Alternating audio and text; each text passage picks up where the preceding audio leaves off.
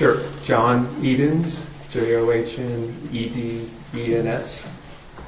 And at the witness stand, I believe there's a document that's been marked Defendant's Exhibit 52. Can you identify that, please? Yes, that's my curriculum vitae. Your Honor, that was previously admitted for the record. We've moved now to have it admitted for all purposes. Any objection? No objection, John. That's defense exhibit, look, the sticker. 52. Defendant's exhibit 52 is the And Dr. Edens, what is your profession? I'm a psychologist and a university professor. Do you teach currently? Yes, I'm a professor at Texas A&M University. And can you tell me your educational background? Sure. I completed an undergraduate degree in 1989 at West Virginia State College, which is now called West Virginia State University. And I completed a master's degree at Marshall University in 1991 in clinical psychology, and then I went on to complete a PhD at Texas A&M, where I'm now currently employed, in 1996. After complete, that was also in clinical psychology.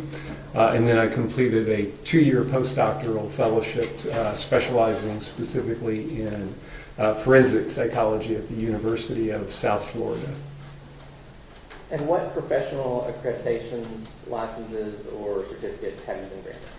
I was licensed to practice psychology in the state of Texas for about 20 years. I retired that license 8 or 9 years ago due to not actively having a practice in terms of doing psychological evaluations or providing treatment services outside of the work I do through our university clinic, where faculty there have an exemption in terms of state licensing requirements because we're not practicing outside of the university setting.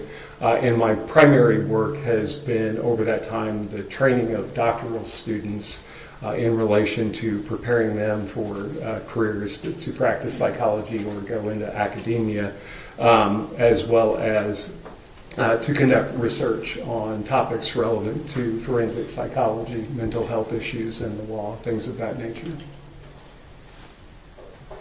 So tell me a little bit more about your research and teaching fields. Sure. So my background is in clinical psychology broadly, which is the study of mental and emotional disturbances and problematic behavior, and the treatment and assessment of those sorts of conditions. And then my further specialization is in the world of forensic applications of that. In regards to, usually involving individuals who are involved in the criminal justice system or maybe involved in civil litigation where mental health issues come into play, such as child custody evaluations or things of that nature. So most of the work that I have done over the years in terms of my research has investigated issues such as trying to identify risk factors for violence in the future. As one of the main areas that I've looked at in relation to various types of risk factors that might be relevant to that. Related to that, I've also done research looking at the field's ability to identify potentially dangerous individuals and make accurate predictions about who will or won't be violent in the future. Those are two of the areas that I've done work in quite a bit over the years. Okay, and we'll come back to that, but before that, can you tell me if you did you receive a distinction from the American Psychology Law Society? Well, I am a fellow of a couple of the main psychological associations that are out there, which means I'm really old. Essentially, I've been around a long time. And those are fellow status as opposed to just being a member is essentially one of those things that's tied to making distinguished contributions to your field, things of that nature. So it's a recognition of your kind of career accomplishments. And did you receive an award from the American Psychological Foundation Society of Clinical Psychology? Yes, I received an award from them in regards to my research on personality assessment and personality disorders. That was another kind of career award for outstanding contributions to research investigating those issues. There was a lot there, but your areas of expertise, do they include forensic and correctional psychology? You talked about personality disorders, and does that include studies of psychological assessments as well? Yes. Okay. And you talk about completing research in those fields. Does that include like receiving and completing research grants, that sort of thing? Yes.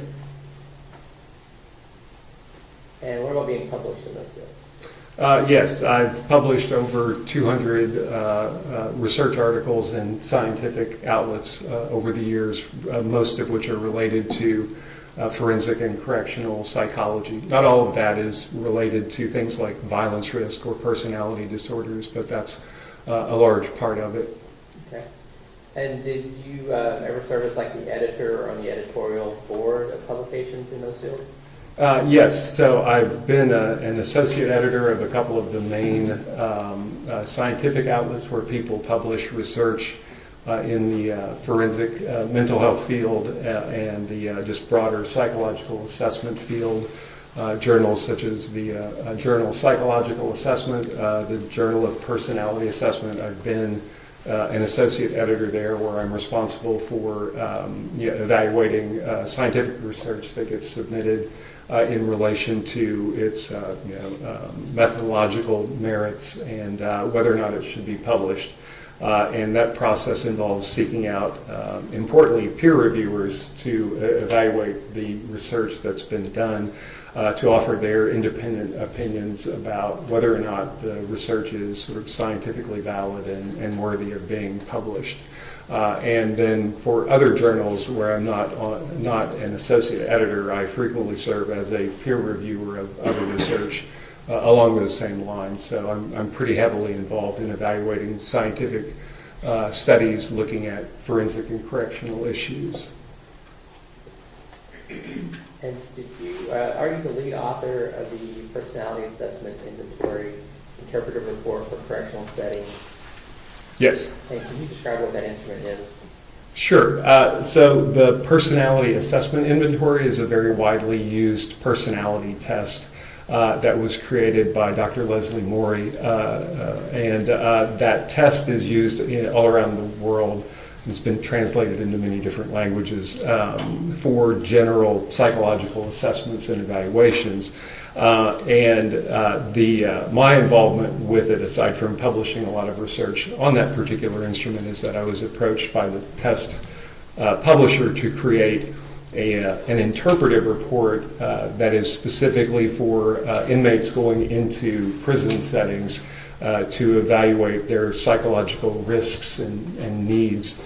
Because the PAI does not itself does not have an interpretive report specific to that sort of setting. So I worked with them to collect a lot of data on it, specifically from prisoners, and created the sort of interpretive logic that talks about the psychological functioning, essentially, of individuals who are being administered it when they are transitioning into a prison setting. Do you know whether that instrument is actually used by the Texas Department of Corrections? I know that the Personality Assessment Inventory has been used at various points in different facilities. Whether or not they're specifically using my corrections report, the interpretive report, I'm not aware of. I'm not involved in the keeping track of who the test marketing company is, selling to and things like that. But I do know it is being used in various prison systems around the country. I don't know specifically if Texas is routinely using the interpretive report that I created in relation to evaluating people. And so are you familiar with Special Issue Number 1 in Texas Capital County? Yes. In this case, did you examine Tanner Horner? I did not. And are you going to express an opinion as to the likelihood of him committing criminal acts of violence in a society that is TDCJ? I'm not. But based upon your expertise in forensic and correctional psychology, personality disorders, and psychological assessments, and your research in those fields, do you have opinions about the likelihood of violent behavior among inmates in general, and what information, factors, what type of assessments would be useful in determining the likelihood Yes. of violence among inmates? Sorry, I didn't let you finish it. It was a long question. So, you've given a lot of long questions and answers so far, but kind of break this down for me. We're talking about personality disorders, personality pathology, that kind of thing. What are we talking about? Right, so the Diagnostic and Statistical Manual of Mental Disorders, which I'll refer to as just the DSM-5, includes in it a section of mental health issues called personality disorders. And that's something I've done lots of research on over the years of my career. And a personality disorder, in the broadest sense, is a long-standing pattern of pervasive impairment or distress that people experience that is tied to essentially various personality features that they exhibit that can cause problems or conflicts in their lives.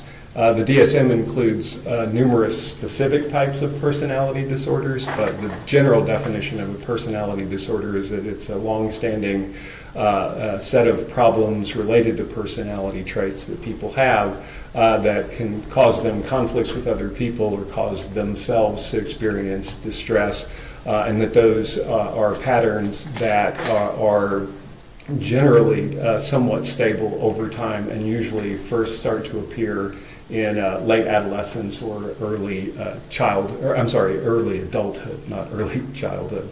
And that is in contrast to some extent to most other psychiatric disorders, which tend to wax and wane in terms of the severity of the symptoms that people may experience. Personality disorders are ones that are generally relatively stable, although they oftentimes do decrease with age in terms of their severity.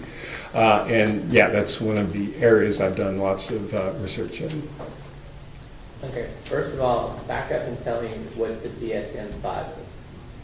In layman's terms, what do we do? Yes, so the DSM-5 is the manual of diagnostic information produced by the American Psychiatric Association.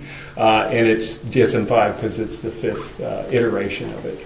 There was DSM-1 through 4, and this is the most recent evolution of it in terms of the psychiatric community putting out essentially a diagnostic manual that clinicians rely on to try to make diagnosis about the different types of mental health problems that people can experience.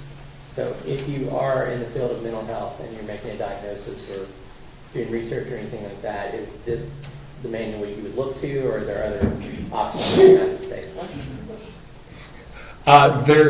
There is the International Classification of Diseases, which insurance companies sometimes rely on for, and that's much broader than mental health issues specifically. But the categories in that are pretty much similar to the DSM as it relates to mental health problems. So there's a personality disorder section within the ICD, but they're largely interchangeable. And in the U.S., in like legal arenas and things like that, when you see somebody talking about a mental health diagnosis of some sort, typically they're referring to a DSM-5 diagnosis. Now, in those DSM-5 diagnoses, and forgive me, I'm not a psychologist, but we hear about things like developmental disorders, mood disorders, things like that. Can you talk a little bit about how that's differentiated from a personality disorder? That sort of thing. What are we looking for there? Sure. So as I was saying before, that many of the disorders in the DSM wax and wane in terms of the severity of the symptoms, or whether or not somebody even meets the diagnostic criteria. So for mood disorders, many mood disorders are ones that somebody can exhibit for months, such as major depression, and then may basically return to a normal sort of baseline functioning. There may be cyclical episodes where they experience extreme depression again.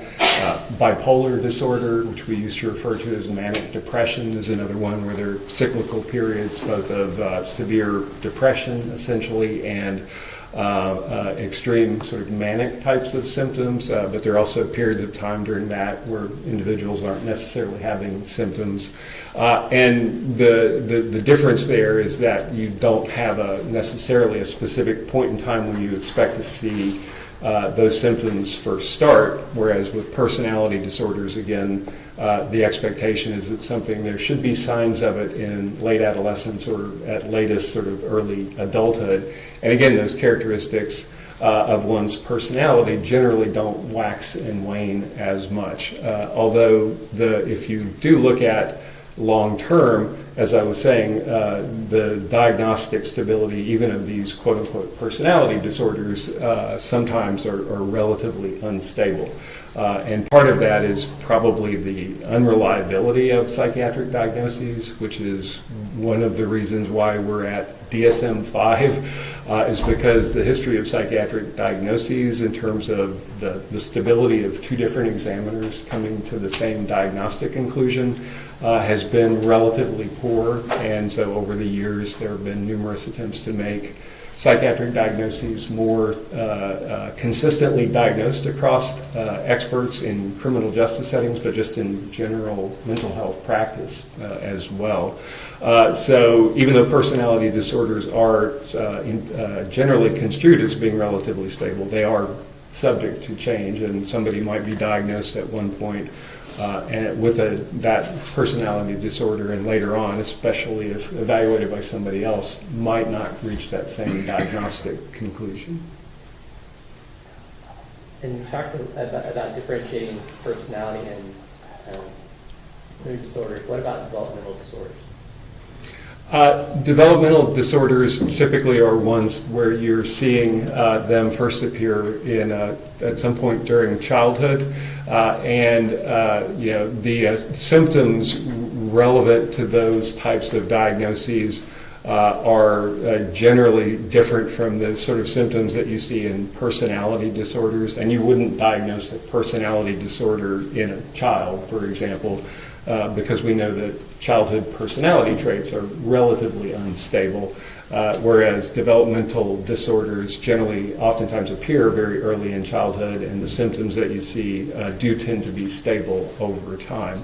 Once that person reaches adulthood, who has a developmental disorder, there could be a diagnosis of a personality disorder potentially as well, but you don't make those sorts of diagnoses before somebody's approaching adulthood. Okay, and so you talked about psychological assessments. What are we talking about there? Psychological assessment is a very broad term involving using any sort of information to make either a diagnosis of somebody's functioning, or in some instances, like in relation to the special issue, psychological evaluations, mental health evaluations can be used to try to make a prediction about somebody's future behavior. So it's a very broad term, and there are lots of different methods by which somebody might conduct an evaluation along those lines. The risk assessment field, or the violence risk assessment field, does incorporate various types of information that would go into an attempt to predict what somebody's going to do in the future. So that is an area within sort of the broader field of mental health or psychological assessment. And just to clarify, when we're talking about the developmental, I think you're kind of separating that and saying you use one type of assessment in children when you're looking at developmental disorders, but these personality assessments would be later on in life in different sort of criteria. Yes. Well, no, I was saying the symptoms of those different disorders could be are generally different from each other, and the time period in which you would potentially diagnose those things is generally very different. Again, you wouldn't try to diagnose a personality disorder in, say, a 12-year-old or something like that, but developmental disorders such as autism or attention deficit disorder are things that you would expect to be seeing evidence of in early childhood. Okay. And you mentioned about trying to use psychological assessments, maybe personality disorder diagnoses to predict behavior of inmates. Yes, that's something that's been investigated by people in the field and in my research lab as well. And specifically, have those been used to try to render expert opinions on whether someone would constitute a continuing threat to society? Yes, if you look at the history of expert testimony in trials such as this, experts offering opinions about personality disorders, generally speaking, as well as specifically antisocial personality disorder, which is one of the disorders under that broader category of personality disorders. That sort of information has been introduced in quite a number of cases over the years to support the argument that somebody is a future danger. And you said you conducted research and studies to determine the scientific reliability and validity of this kind of psychological testing among the inmate population? Right. Well, the diagnosis of antisocial personality disorder in particular is something that I've looked at with collaborators that I've published research with over the years. We have published research looking at the issue of does having a diagnosis of antisocial personality disorder predict in any meaningful way the future behavior and adjustment of individuals who are actually incarcerated. We published a study in 2015 looking at that particular question of that diagnosis and its relevance to future acts of aggression in prison, and had about 350 individuals, about 300 of whom were men, across 4 different prison systems, and then looked at their institutional adjustment, which we collected the information from the prison system itself.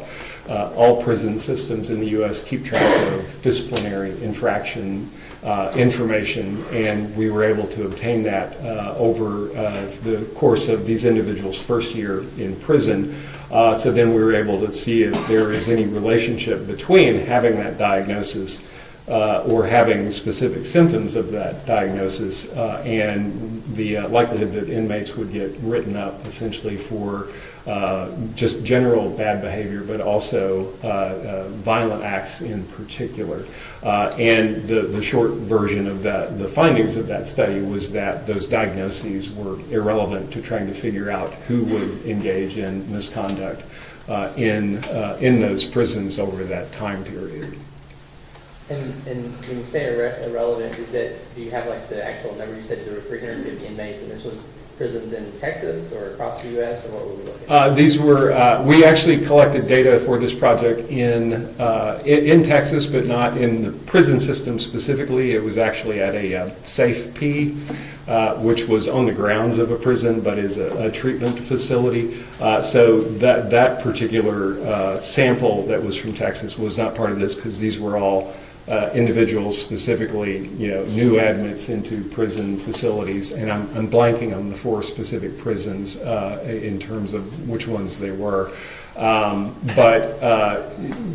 So there was a base rate of misconduct, and we were attempting to look at, well, can knowing that somebody has this diagnosis help you forecast basically the likelihood that this person is more or less likely to get written up for some sort of aggressive conduct or just any kind of misconduct at all. We found essentially that there was no relationship. So knowing that somebody was or was not diagnosable as having antisocial personality disorder in that study was irrelevant to trying to figure out who over that first year would engage in any kind of misconduct. And also, were you involved in a large peer-reviewed study that looked at cases where the prosecution experts had actually testified that the defendant was likely to engage in criminal acts of violence in the Texas prison system? Yes, so this is a totally different study that I was involved with several years ago. And as I said earlier when I was describing, I guess, my interests, in addition to looking at like risk factors for violence, one of the other areas I'm very interested in is clinicians, mental health professionals' ability to make those types of claims or forecasts or predictions as to whether somebody will or won't engage in violent behavior in the future. And I got involved in a project where that was exactly what was being investigated. There was a sample of 155 cases that we were able to identify where someone facing capital murder proceedings was in their trial had an expert witness testify to the special issue that somebody was a continuing threat to society. And this information came from published court cases, trying to find the sample of cases. The Texas courts publish some of those cases so you can locate them that way. Not myself personally, but other people involved in the project were involved in trying to track down cases by contacting district attorney offices around the state to identify cases where this type of testimony was being offered. And so we ultimately found 155 of these where, again, there was an expert who went into court and said this person meets that special issue and is a future danger to society, that there is a probability that they will engage in a criminal act of violence.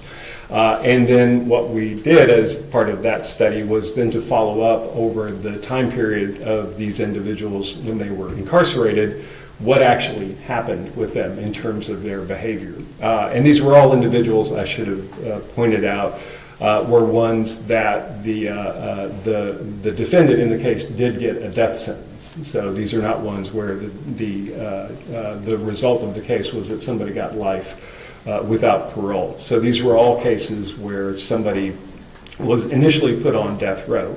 And we got information about their functioning in prison from the prison systems, again, getting disciplinary information about their just general conduct as well as their potential for or their actual violent acts while in the prison system.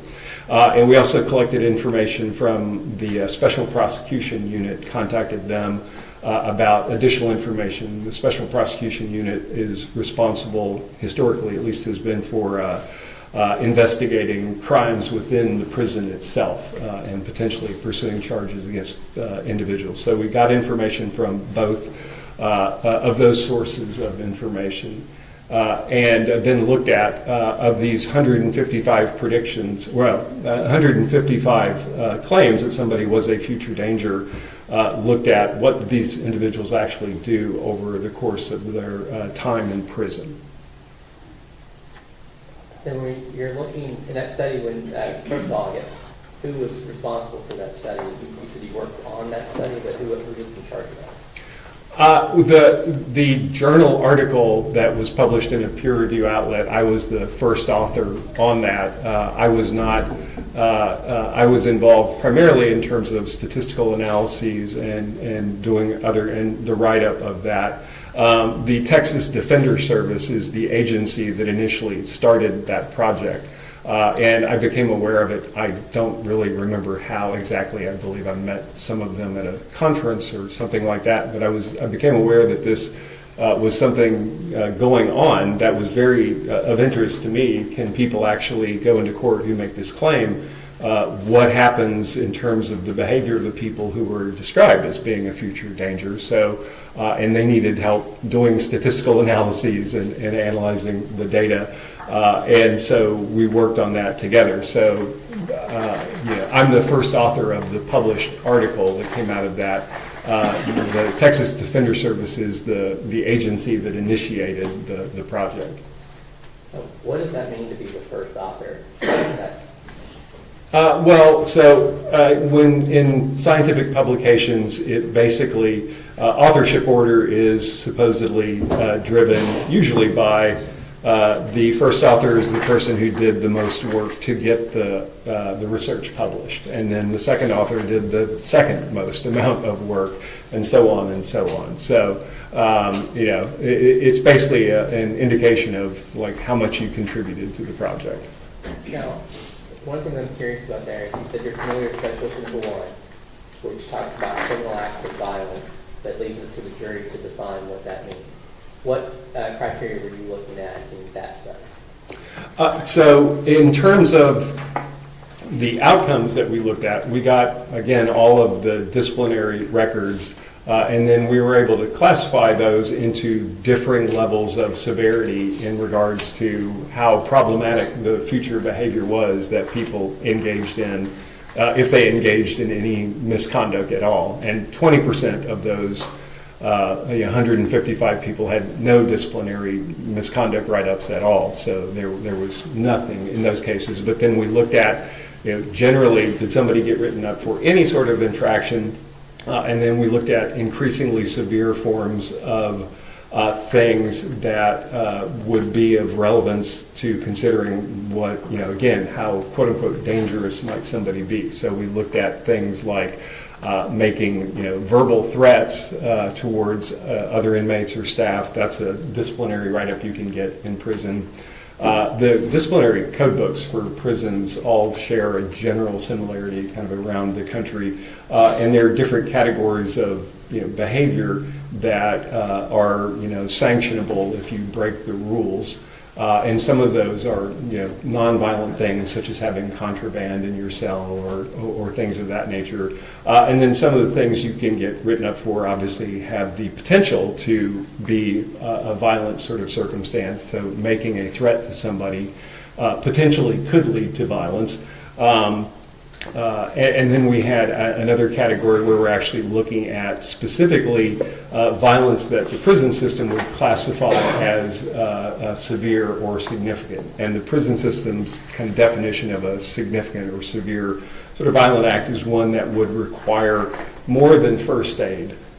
So, for example, if you needed to get stitches after an altercation, that would be something beyond, that would be a severe sort of category of potential violence. And then obviously as well, we looked at were there any murders that were committed by these individuals.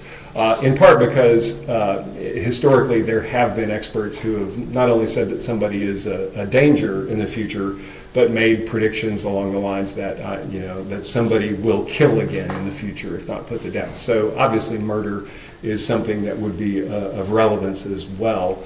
And as you might guess, if for each of those things that I was talking about in terms of outcomes, the more extreme the outcome, the less commonly it occurred among those 155 people. Threats were something that were somewhat prevalent over the disciplinary histories of these individuals. When you looked at that more severe category of violence requiring something more than first aid as an outcome, what we found was over about a 10-year follow-up period for these individuals, that 8 out of the 155 had engaged in that type of violent act in prison. So about 5% of those 155 people. And there were no murders in the follow-up during that time period. So 100% of those individuals had an expert testify that they would be a future danger, and 5% of them had violence that required more than first aid. Yes. When we started talking about infractions, what type of things are we talking about with just an infraction under the general prison rules? Yeah, so again, the inmates get, when they go into prison systems, lots of information about how you're supposed to behave, and in particular, what things you cannot do and if you do those things, then you will get written up for them, and you may have things happen like, in extreme forms, you may be charged with a new crime. Less extreme, you may be put in segregation. You may have your housing classification modified to where you have to go into a more severe kind of restrictive environment. So the disciplinary infractions basically reflect, it's probably not technically right to call them the laws within the prison system, but the things that you will get punished for if you engage in those types of behaviors. And they range, again, from things that I don't believe anybody would consider violent potential necessarily, such as having extra blankets in your cell or something like that, to, again, more extreme sorts of behaviors such as fighting and rioting, things of that nature. So there's a broad range of different things that people get written up for. Okay, so once again, 100% of those in your sample had a state texture, testified they were a future danger, and 20% of them didn't even get a write-up for things like too many blankets, Right. things like that. Was there any pushback against your study after that one was published?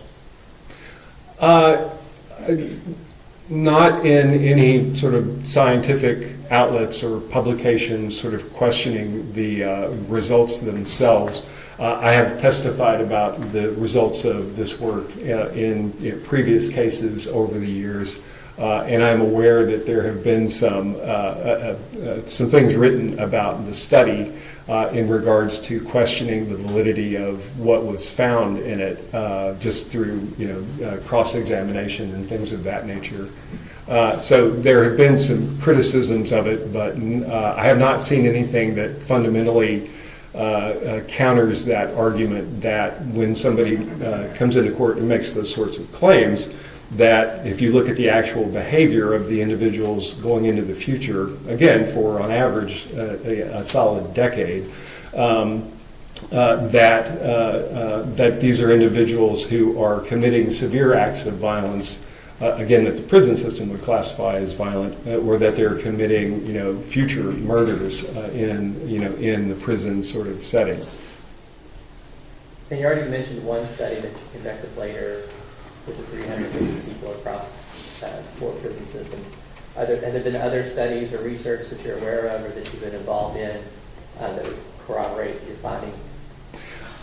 There was a follow-up study published later on by a psychologist named Mark Cunningham. I believe he was the lead author, that looked at predictions in, I believe it was federal capital murder cases primarily. If I'm remembering that correctly, I may not be actually.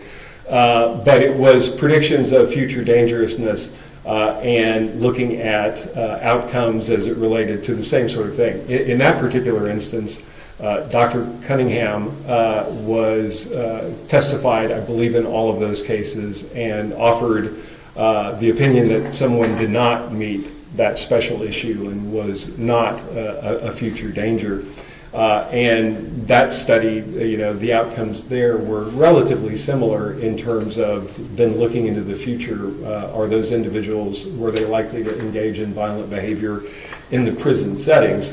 And that again found a very low rate that those individuals were, getting written up for serious violent acts. And in that study as well, there were not, if I'm recalling correctly, any murders committed by those individuals who were followed up over an extended time period as well. This might be a good time to talk to the jury if you know about what size population are we talking about in TCPJ? Sure. So the Texas prison system, the census waxes and wanes over the years, but historically you're talking about a prison population in Texas, in the state system, not including federal prisons in Texas, of anywhere from 135,000 to 150,000 people. So it's a very, very large system of obviously in terms of it's basically collectively the size of a small city. I think anecdotally, television media, we kind of envision that as being just kind of a hotbed of murder. Is that what the statistics actually show?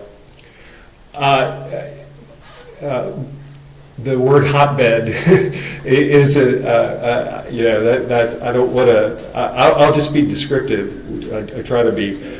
So yes, I have seen media headlines, particularly recently, about things like the homicide rate in TDCJ, which historically was very low. There were years in the 90s and 80s where there would be very, very few homicides within the prison system.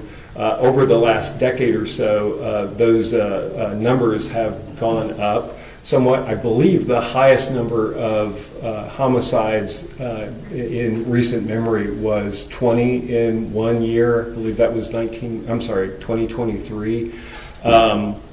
And again, any homicide is a horrible thing. I'm not in any way trying to trivialize that or minimize that, but that's 20 homicides, again, out of a system that has 135,000 people in it. So you're talking about things that are extremely rare in terms of trying to prevent them. So it is that type of extreme violence is very, very uncommon.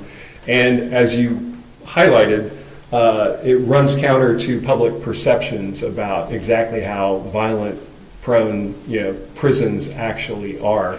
There was one survey conducted years ago actually asking people who had served on capital juries about what they thought the likelihood of future murders were among people who were facing capital murder charges. And the estimate was that people thought that there was about a 50-50 chance that somebody would kill again in the future. And that is obviously a very different statistic than 20 out of 135,000 people in any kind of given year. And again, that 20 was the largest number that I've ever seen. It's been much lower than that in various years in the past. And then in the sample or the study you did with the 155 inmates who had been testified that they were in future danger, there were 0 murders, correct? Correct. And 5% had some type of violence that required more than a first aid. Yes.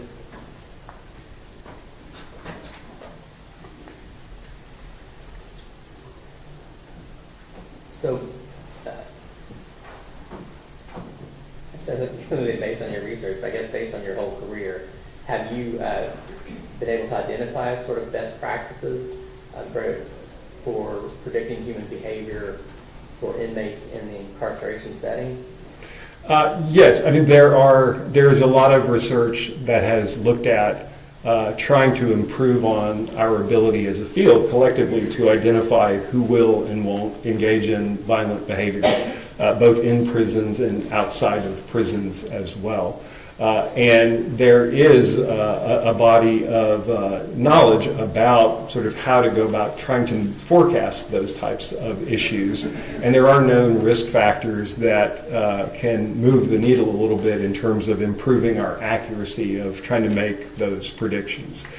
So yes, I would say there's a methodology that can be employed that improves on our general ability to try to forecast who would or wouldn't engage in those types of behaviors. Although again, in regards to the more extreme types of violence, such as again things resulting in injuries requiring more than first aid, you're talking about an incidence of those things that's relatively small overall in the general prison population.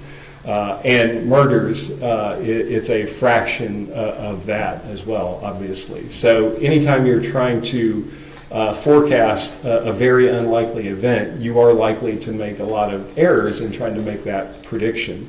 The example I use oftentimes, like when I teach undergraduate classes in forensic psychology, is when I was, I guess, in my early 30s or late 20s, the horrific Columbine shooting happened in the United States, where there was a mass shooting at schools. And very quickly after that, media started talking about profiles of school shooters and the risk factors for who might engage in those types of actions. And the profiles identified characteristics that were, tied to what was known about the Columbine shooters, and it was things like, being socially isolated and bullied, interest in anti-authority sort of music, violent video games, things of that nature. Those things may have been relevant to picking out those individuals. The issue is that lots and lots and lots of teenagers have all those characteristics as well. So if you try to use that profile to identify who's likely to shoot up a school and engage in a mass murder, then you're going to end up making a lot of mistakes. And that's one of the biggest sort of drawbacks to trying to make predictions that somebody will be violent in the future, is that for these extreme forms of violence that we've been talking about, that's a very hard thing to do, because you end up identifying what we call as a lot of false positives, people that you would predict might engage in that behavior, but who ultimately are not ones who would engage in that and were not acting violently at all. So you're fighting an uphill battle if you're trying to predict something that's rare. Now, and just to make sure we're not confused, when you're doing your studies on violence, predicted violent behavior, we're not limiting it to murder. We're saying that threshold of anything that would require stitches, anything that would require more than first aid. Yes. Yeah. You talked about factors that do show some reliability, and then I guess there's ones that have not proven to be. Can you talk a little bit about the ones that have been used that have not proven to be reliable? Sure, and I don't think I even listed the ones that do have some relevance. So I'm happy to. I thought you were going to go back and hit those. Okay. So when when people make incorrect predictions about anything, what are the things that kind of lead to that? One of the big issues that we see is that when practitioners try to determine whether somebody will be violent in the future, and this is, again, a general statement, not specific to prisons necessarily, but applicable there as well, is that you oftentimes see people focusing on what they think are risk factors that make somebody more dangerous, but in reality, research that's investigated that has suggested that those things actually aren't predictive of the outcome that you're interested in. And so the big one that has been my main involvement in the criminal cases that I get involved in historically is the use of antisocial personality disorder as a risk factor. And that is one where, again, the studies that we've published and other research has been conducted suggest that that diagnosis is just not useful in terms of identifying who's likely to be violent in a prison setting or not. And part of the issue for antisocial personality disorder is that it's, even though only about 3.5% of men in the general population have that diagnosis based on epidemiological studies, in prison settings, the base rate of that diagnosis has been estimated to be, it depends on the individual study, but roughly 75 to 80% of prison inmates can be diagnosed with that disorder. So it's an extremely common thing that you see, in part because the diagnosis of antisocial personality disorder is based on one's history of having engaged in criminal behavior. So it's a very common thing in those settings, and you're trying to use that to then make a prediction about a relatively rare event, in terms of serious acts of violence in these types of settings. And then even in addition to that, issue of the commonality of it, again, the studies that have looked at, can you use this diagnosis and winnow down the pool of people who will be violent or not in a prison setting, it just does not seem to be able to predict that. So focusing on that, another common risk factor that gets focused on a lot in these clinical determinations is and this one is somewhat counterintuitive, but the offense characteristics in regards to the crime that led to the person being incarcerated. So it's quite interesting that in terms of if you're trying to identify the people going into prison who are likely to be violent or not, and engage in these sorts of infractions, then the crime that got them put into prison is not a great risk factor for figuring out who's more or less likely to engage in those sorts of acts.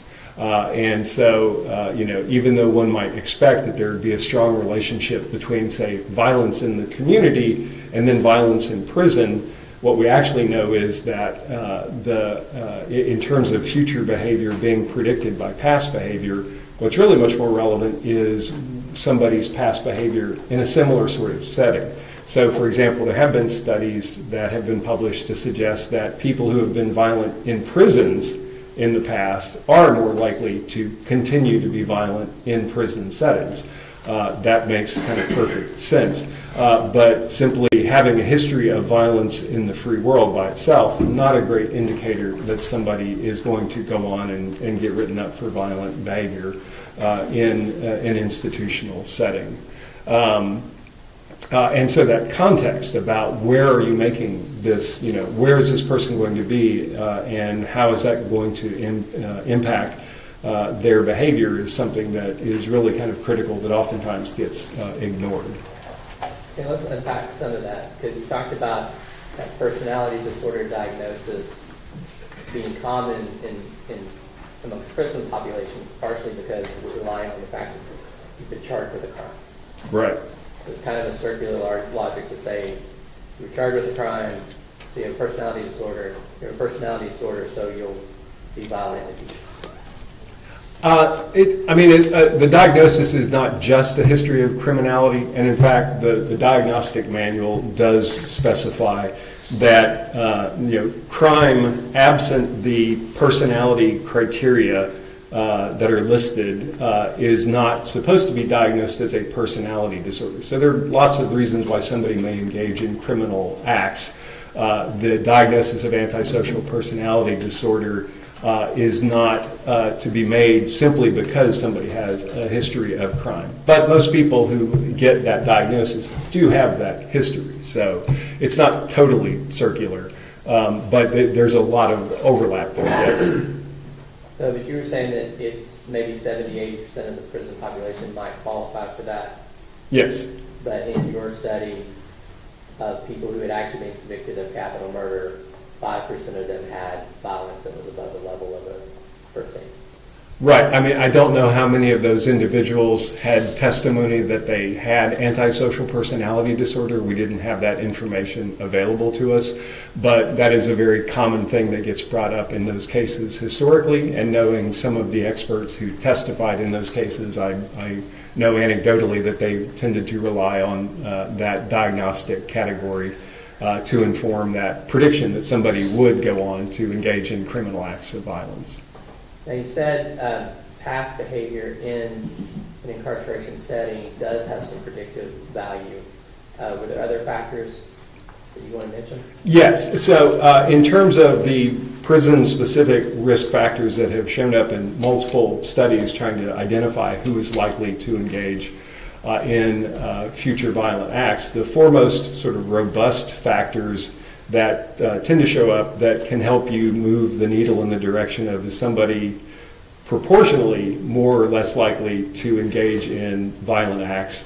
A couple of them are relatively straightforward and also relevant in the real world, but age is really in most studies the best indicator of the likelihood that somebody will be violent in the future, and that's very clear in prison-based studies as well. Younger inmates going into prison are quite a bit more likely to engage in and be written up for violent and aggressive acts, as well as other types of infractions as well. So that's well established in the field. The other thing that actually is a strong factor is educational attainment. And various studies have found that basically the lower level of educational accomplishment The Texas prison system, for example, has a test that is used to measure educational sort of accomplishment, the TABE, and I'm forgetting what the acronym stands for at the moment, but it basically measures educational issues, and that is something that is a known risk factor as well. Lower educational accomplishment basically moves the needle in terms of higher levels of risk. And then the other two factors are prison gang membership is a risk factor that's shown up in multiple sorts of the studies that have been done, both prison gang as well as street gang types of. And so if there's a history of that, that also increases the level of risk that someone may pose to acting out in prison. And I believe that was 3. I'm leaving one out. And in addition to the behavior in a prison setting before?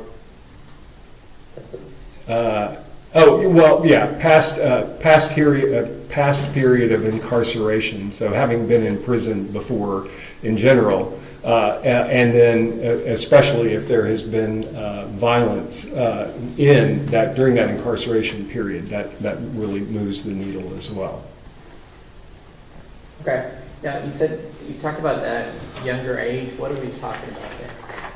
What age group do you think? Well, so in the published research in this area that's looked at it has found that if you group people into age groups, 21 and younger in prison are far and away more likely to engage in violent acts and get written up for that early on during their period of incarceration.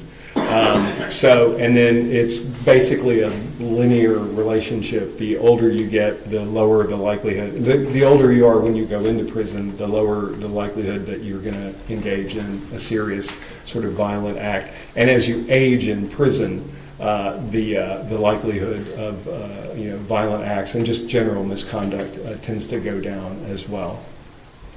And when you were talking about lower education, what are we talking about there? So like having a GED or a high school diploma is generally a positive indication of a lower likelihood of somebody getting written up for a violent act or just misconduct in general.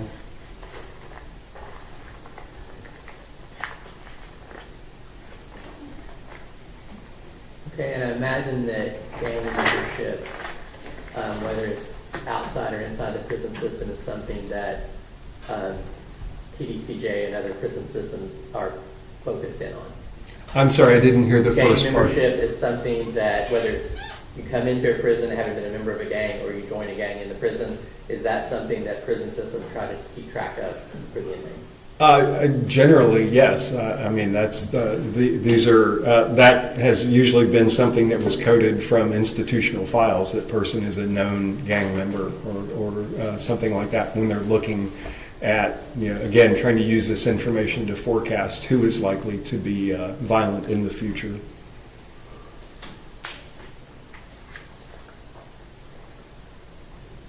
Your Honor, I'll pass the witness. Cross-examination. Okay, let me ask you a couple of questions. Also, as part of your work as a professor, you also frequently testify on behalf of capital murder defendants, do you not? I have frequently, I actually tallied this up recently. I believe I've testified in roughly, counting this one and including hearings that were not necessarily before a jury, like an appellate issue. I believe I've testified 15 or 16, this may be the 16th time since roughly 2000. So I do not testify, I would say, all that frequently. I've been retained as a consultant in, I believe it was roughly 55 cases to either provide some input about violence risk issues, Many of those are cases that are actually on appeal, so I'm involved with writing affidavits, kind of summarizing a lot of the literature I've been trying to describe to you guys today, putting that in written form as part of appeals that usually are involving raising questions as to whether or not somebody should get a new trial, making an argument as to that because of testimony that lacks scientific a scientific basis as it relates to violence risk. So so about 55 total cases I've been involved in. I think I've testified about 15 times. And that's all on behalf of capital murder defendants? They're all on behalf of the defense except one. Not all of them are capital murder cases, but the majority of them are, yes. And the one case I testified in for the prosecution was not a capital murder case.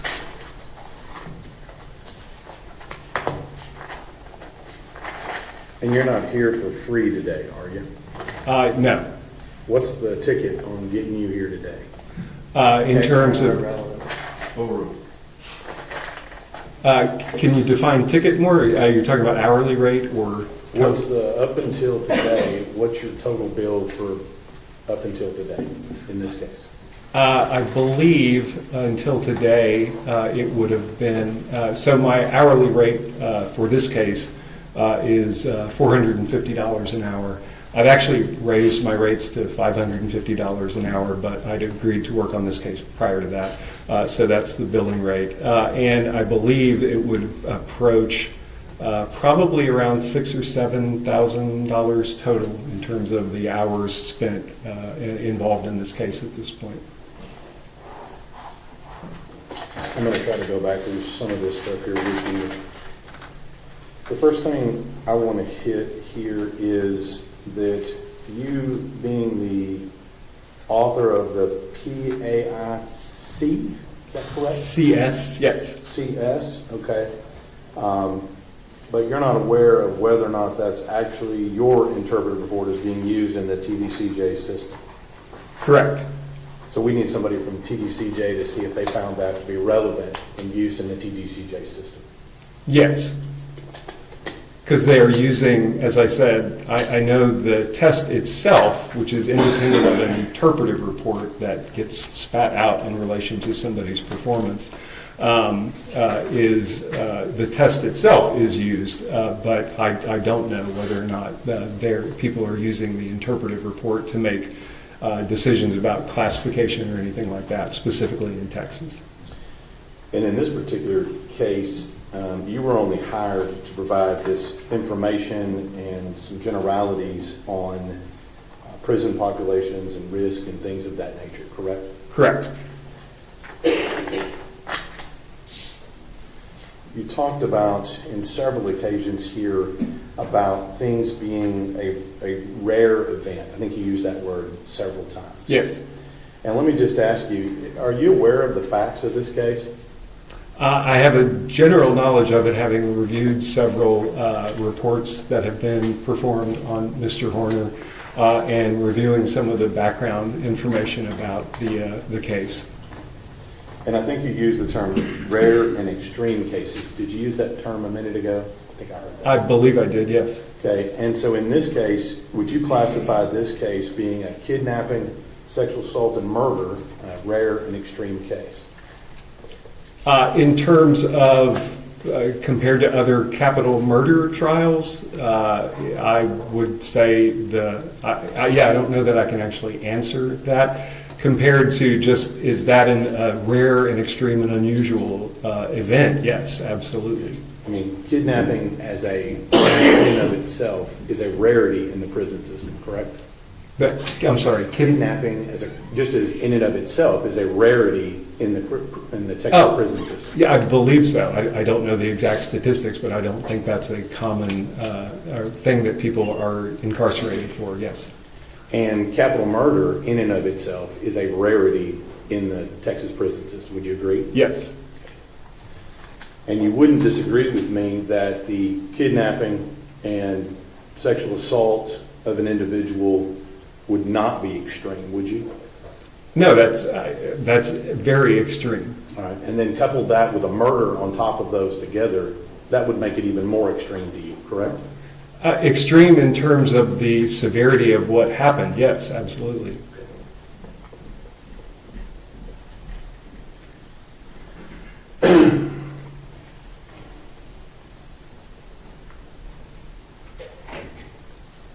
Now, you talked about, when you went over this study, you said that there was a 2015 study, is that right? Yes, that was, yeah, sorry, go ahead. That was some form of behavior study, and you said that was during the first year of prison is when they did that study. Is that correct? Correct. We looked at the diagnosis of antisocial personality disorder, and then we were able to follow those individuals for a year in terms of their subsequent misconduct that was documented by the prison system. So that study doesn't have anything to do with somebody that's been there 10 years? It certainly doesn't go beyond that, although we do know that when you look at risk factors for prison violence. Judge Object is non-responsible. I'll let him answer. Go ahead. The point I was simply going to make is that when prisoners do engage in violent and other types of infractions, particularly violent infractions, they tend to occur relatively early in their period of time in institutional settings. So that first year certainly is important, and you can't extrapolate beyond that first year necessarily, but we do know that the likelihood of, if somebody has gotten through the first year without a serious violent infraction, that does decrease the odds that later on, after that first year, you're going to see them then suddenly start being violent. I mean, it can happen, but it's not as common. But yes, I would love to have in that study 10 or 20 year follow-up data. We didn't have the latitude of doing that. All right. So the only thing you can offer as to that particular study is it only applies to someone in their first year of prison? Yes. Okay. The second study you talked about, you said it was 155? Yes. Right? And those were all individuals on death row?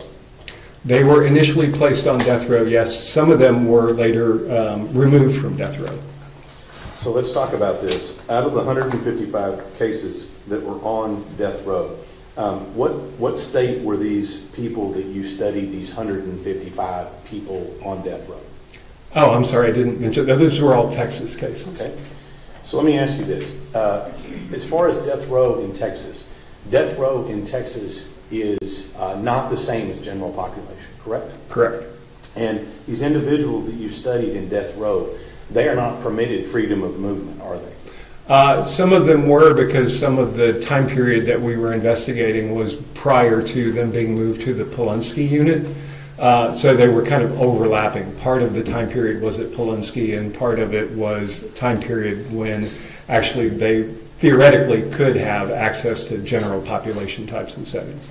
And then all the ones who were removed from death row were back in general population. You'll agree with me that death row is dramatically more restricted in what you have access to than general population. Absolutely. And that death row in Texas, the individuals that are on death row are subject to increased scrutiny and searches and guard presence and everything else. Yes. And in fact, they are subject to such increased scrutiny that they are not transported from place to place with any other inmates, correct? You're getting beyond my knowledge of that, but I don't know that for certain, but that does not surprise me in the least. Okay. And then with regard to death row inmates in Texas, they're not permitted contact visits as the inmates in general population are, correct? I believe so, yes. So you took a study of people that were severely restricted in their access to other inmates, and that's the population you based your study on. That's what part of the study is based on. There were 48 individuals who were actually released from death row, 2 individuals who were actually released, exonerated of their crimes. And we did look at their disciplinary infractions when released back into the general population as well. So when we're talking about that, you're not talking about a study of people that are in general population in Texas. This is only people that have that, which you're talking about, either partly on death row or not on death row. No, 48 of those individuals were released back into general population for an average of almost a decade in general population, and 2 of those 48 people actually committed one of those, again, violent acts that was severe enough that it warranted more than just first aid treatment. So those were people in general population.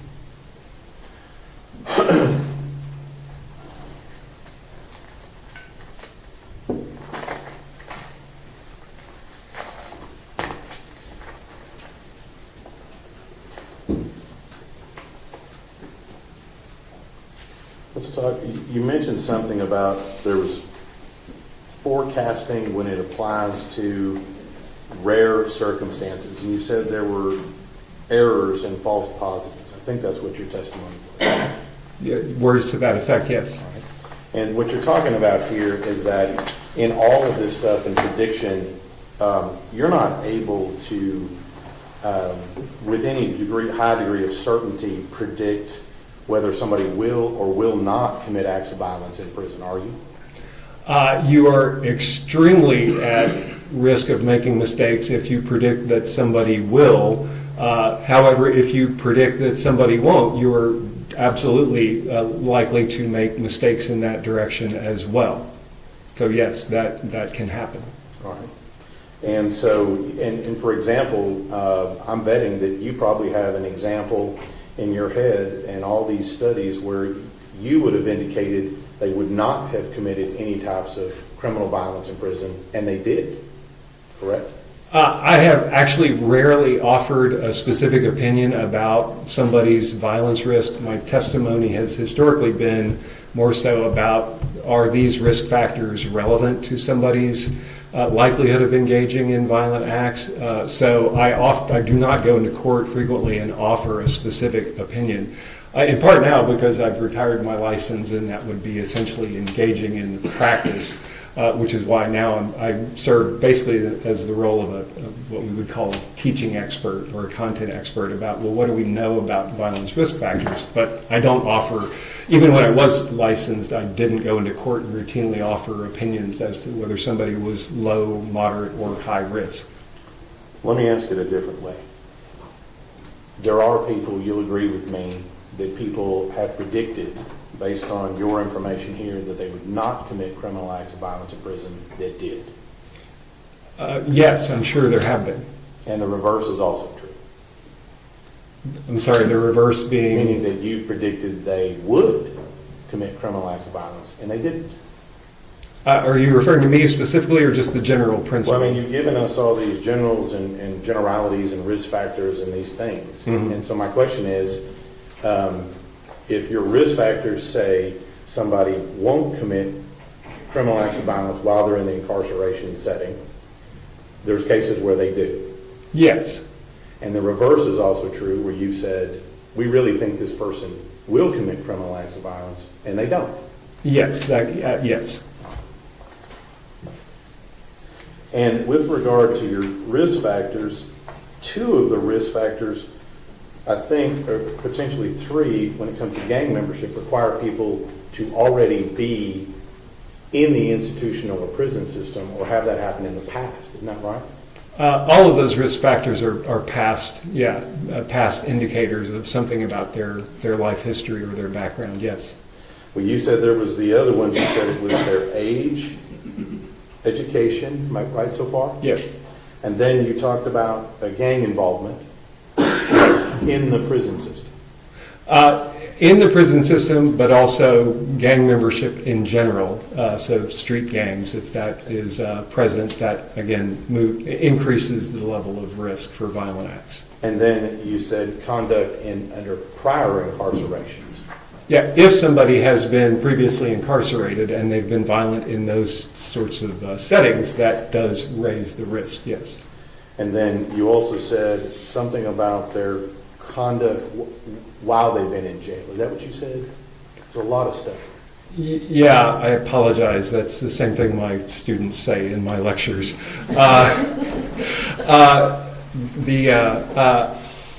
I'm sorry, I've completely lost your statement there. Could you repeat that? I can. You had indicated that somebody's conduct in an incarceration setting is something you listed as a factor. Yes. Okay.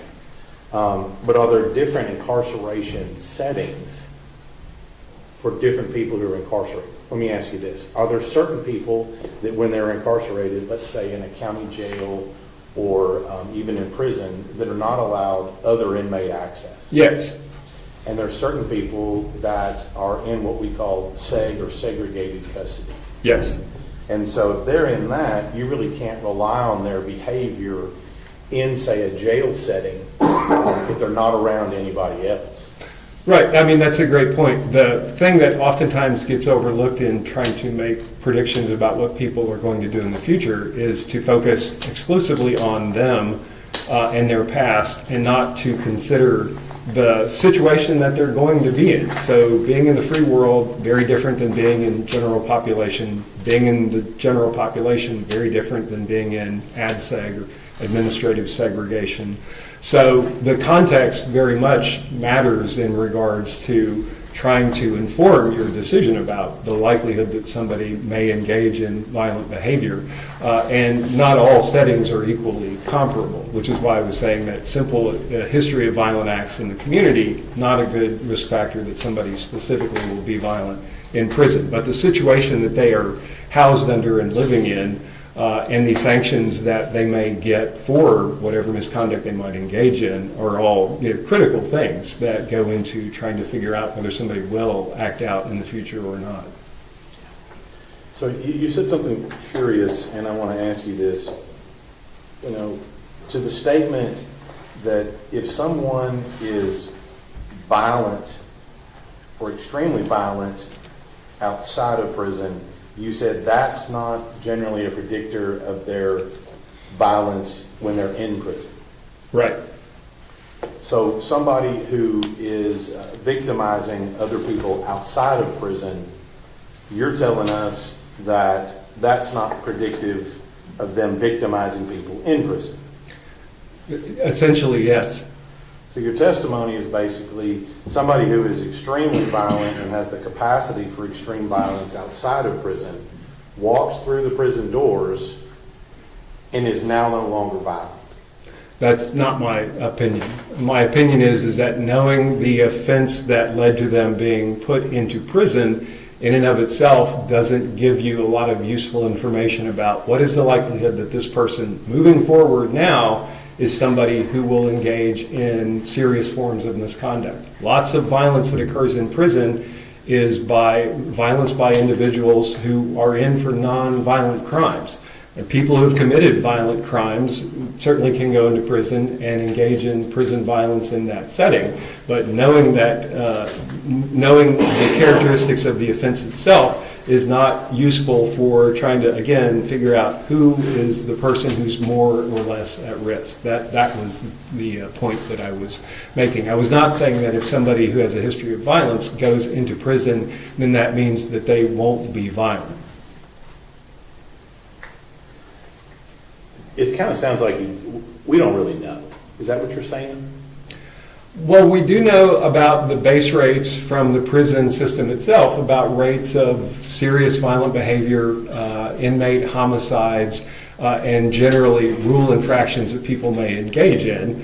And as I said before, there are increasing levels of rarity of those things. Some types of misconduct are quite common, and other forms, as you get more severe, become less common.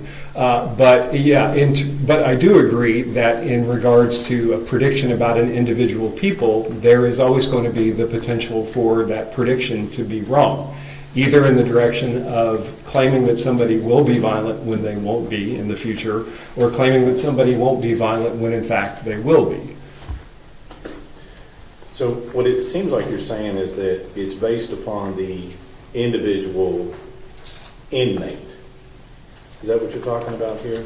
No, I'm saying that a lot of the risk factors that you would look at in doing a structured assessment are characteristics of the inmate. But as I was saying, and as you pointed out, the circumstances in which somebody is housed, even within a prison setting, is going to have a significant impact on whether or not they are going to act out, have the opportunity to act out violently and or do act out violently. So it's really not just the characteristics of the individual, but those are things that are important to consider. So let me just go through this here. In prison, and you've done a lot of studies on Texas prison system, is what I'm getting from you. Is that right? Yes. And in the Texas prison system, and I'm just going to talk about an inmate in the Texas prison system here. And their life in the Texas prison system, regardless of where they are, that life is not static, is it? I'm not quite sure what you mean by static, but there are changes that can happen certainly while somebody is in prison, yes. Fair enough, let me ask. There are many things in the prison system that the inmate does not control. Yes. The inmate does not control where they live. Correct. The inmate does not control who their roommate is. Correct. The inmate does not control what type of housing they get. Correct. Potentially, there are differences, things that change. Texas offers a dorm setting as well as more of the traditional cell setting, correct? I believe so, yes. And all of those things change. Yes, things do change. There are innovations, changes to programming, access. Lots of things can change, yes. Right. And you'll agree with me that prison in and of itself is a stressful environment. Is that Yes. right? Yes, I believe that is a very fair statement. You seem to be really confident about that. I mean, I've worked in county jails. I've been in prisons. I mean, it is definitely a high-stress environment. There's lots of employee turnover, things of that nature. I was going to ask you that. As far as a stressful environment, things like the guards change, other inmates change, wardens change, volunteers change. Yes. And the inmate in and of themselves is not in control of any of that. Correct. Okay. And each individual inmate, I think, in listening to you here, comes with their own. You talked about personality disorders. You talked about some other things, education. They come with their own set of who they are. Is that right? Sure. Yes. And so, if they have a personality disorder, that comes with them. Yes. If they have some form of other disorders or mental health conditions, that all comes with them. Yes. Sorry. And so what I'm going to ask you here is this,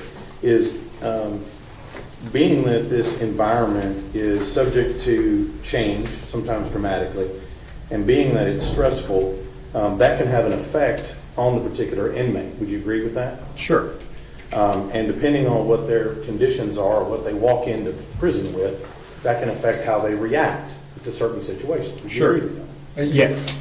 So if an individual inmate, by virtue of whatever their background history, what have you, mental health, all that stuff, if their reaction to that change and stress in prison, if their reaction to that is with violence, you would consider that to be a problem, wouldn't you? Sure.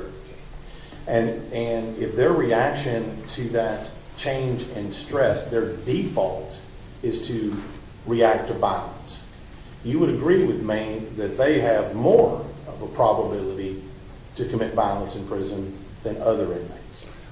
In general, that's not something that's been thoroughly researched, but issues of impulsivity and poor regulation is something that's been investigated, and that is something that could move the needle again in terms of the likelihood that somebody might act out violently. There's not tons of research on that specifically, but yes. But if you know on an individual inmate, you've been in the prison system, Yes. that their reaction to certain things is to react with violence, you'll agree that their probability to commit violence goes up.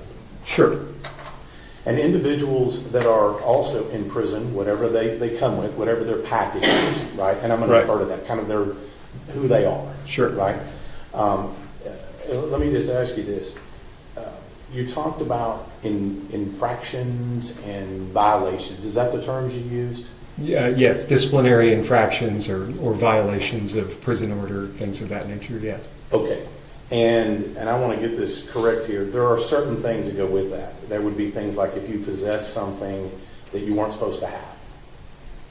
Yes, that's a type of infraction. I'm yes. just giving an example. I want to make sure we're clear on what Sure. we're talking about. Obviously, an infraction would be some form of assaultive behavior.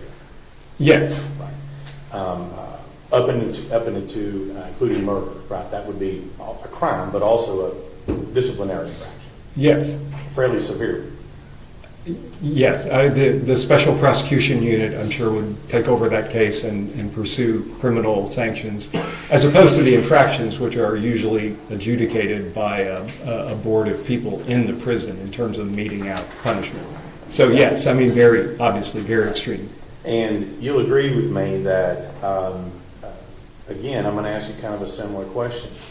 If you have a particular inmate that their reaction to these types of infractions, when they're found with something illegal, or maybe found with drugs, or maybe doesn't have, or what did you say, too many blankets in their cell. Yeah, this is an example of the many things you can get written up for. Right. If their reaction, we know their individual reaction to that particular thing is to react with violence, right? You would agree with me that that inmate would have a greater probability of committing violence if in prison.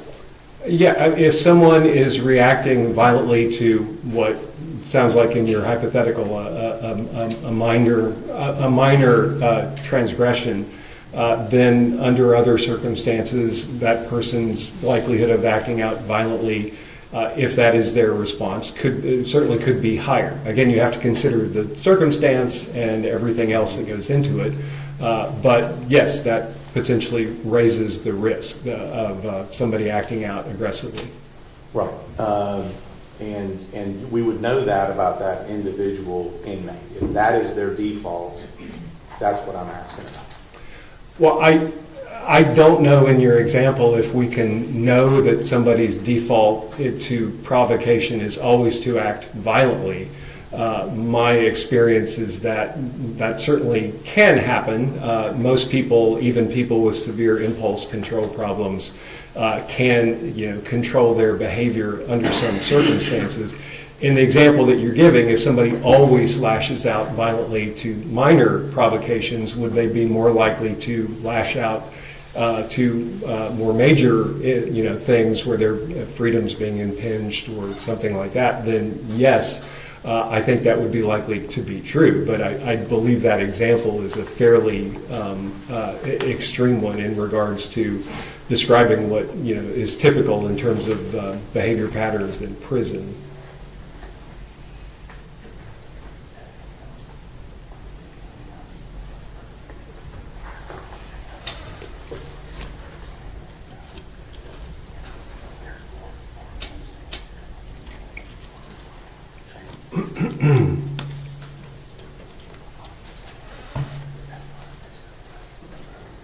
That's what Sean. Do you anticipate much redirect? It's me, Your Honor. I got 5 minutes. Okay, I'd like, if possible, I'd like to finish with this witness. I'll try to keep it under 5. Not Got it all pressure. done. All right, so real quick, the old study with 155 people, those were all people convicted of capital murder. Yes, So those are all murder plus that's something extra. yes. So that is, statistically, that was a narrow, it's statistically an unlikely charge to be in prison for. Yes, I mean, the number of people in prison for murder is much, just murder relative to capital murder is much, much higher. And so capital murder cases are obviously a much smaller subset of those. But 100% of the people you were looking at in that study fit that category. Yes, yeah, everyone. And you said there was a follow-up on that over 10 years? That was on average the amount of time that they have been tracked in terms of collecting their disciplinary records. And you do not have to be on death row for TDCJ to put you in more restrictive housing, correct? That is my understanding of how the classification system works, and I believe I read a deposition or a testimony by a TDCJ official in relation to this case earlier who talked about some of those same issues, that you can definitely change people's status to move to more or less restrictive environments and things of that nature. So that's consistent with what I thought to be true. Okay. So I understand that's not your area of expertise, but it is your understanding that there are professionals at TDCJ who make those determinations about how someone should be housed. Oh, yes, absolutely. That's their careers are making those sorts of decisions to try to, engage in risk management and reduce the potential for giving somebody the opportunity to act out violently or have other adjustment problems. Now, you went into a hypothetical about impulsivity with the state, but it seems to me like would that tend to fall into the category you're talking about how you behaved previously when you were incarcerated and that sort of thing? Would that impulsivity in his extreme example have shown up under that category? I'm not really sure. I mean, my understanding was I was being asked if somebody always responds with violence to provocations, then in a prison setting, would you expect that person to have a higher likelihood to respond violently in that setting, which is, again, I think an extreme example that no one ever always responds violently to provocations, even with people who have severe impulse control problems. But if somebody did, then that would, I think, increase the risk that somebody might act out in an aggressive way if having a confrontation in a prison setting as well. So I'm not really sure if that answers the question. But at the end of the day, we know there are lots of people in prison with impulse control problems who have a history of violent acts. And again, I believe I said this earlier, if you're talking about doing a risk assessment and trying to decide who's likely to act out violently in the future, there's an old saying in the people who work in this area. There's real estate agents say that the three most important words in selling a house are location, location, and location. Sorry, I'm holding up four fingers. And in the violence risk assessment world, one of the most, the kind of thing that people tend to say, the three most important words in violence risk assessment are base rate, and base rate. And the reason for that is knowing the rate of whatever it is you're trying to forecast in the future, whether that's suicide in the community or somebody having cancer and whether or not a diagnostic test can identify cancer. You need to know how common something is in the population, which is why I was talking about for the types of acts that you might consider as being relevant to future danger.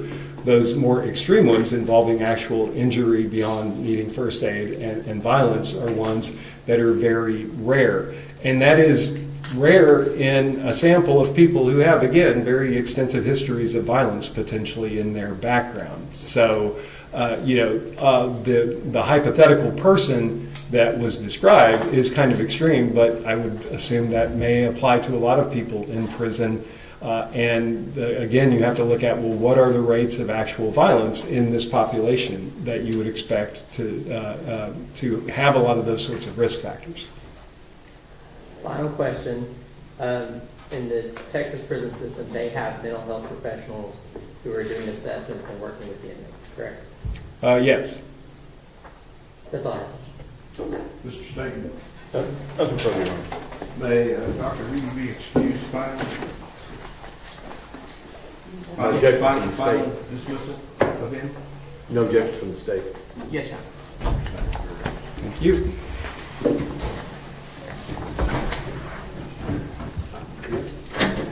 Okay, let's take our morning break. I need to visit with the lawyers for a few minutes, so it may be a little bit longer than what we'll do.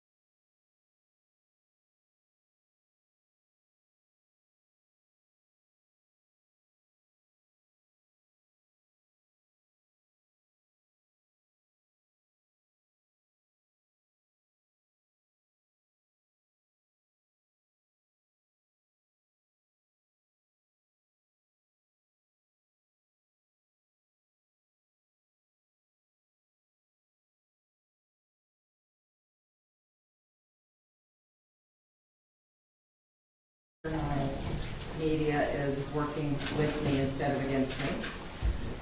Okay.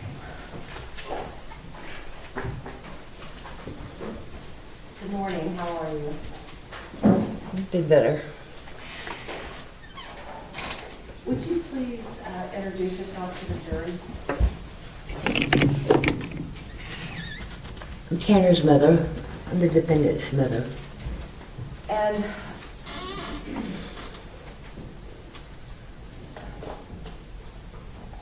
going to ask you again, how are you doing? I'm in pain. But I'm working through it. What kind of pain are you having today? I've had 2 neck surgeries in last year, and the screws have fallen out, and they're working their way down my back as we speak. Ms. Horner, where were you born? May 3rd, 1971. Oh, is it where were you born? Oh, Fort Worth.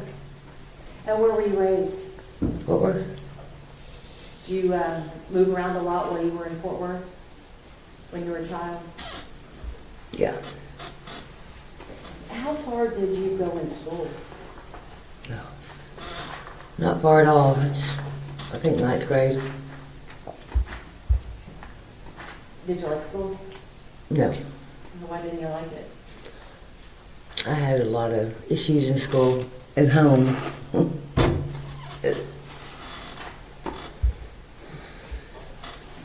When you were in school, what kind of grades were you making? I don't remember that, Susan. I don't. Okay. Did you ever want to go to college? You need to speak out. Oh, sure. Yes, I did. And Ms. Horner, you're also very soft-spoken, so if you can try to, and I know you're in some pain, but if you can keep your voice up for us and use the microphone as much as possible, that'll make it easier for the jury to hear what you have to say. Is that better? Much. Okay. We were talking about you wanting to go to college. Did you ever make it to college? I did when I got sober in 2014. I did. And how was that for you? I did good. I had an essay published in Blueprints. You had an essay published? Mm-hmm. Oh, what kind of essay? It was a simile metaphor.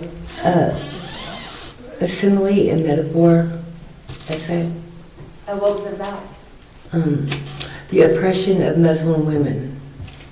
So, where was this essay published? Oh, in TCC, or it was TCJC at the time.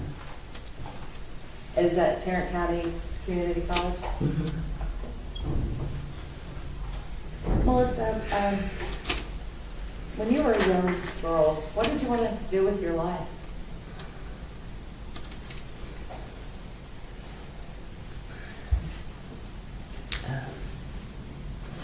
I don't remember having dreams. I didn't have a good childhood.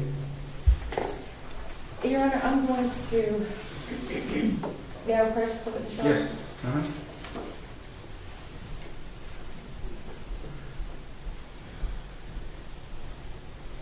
Actually,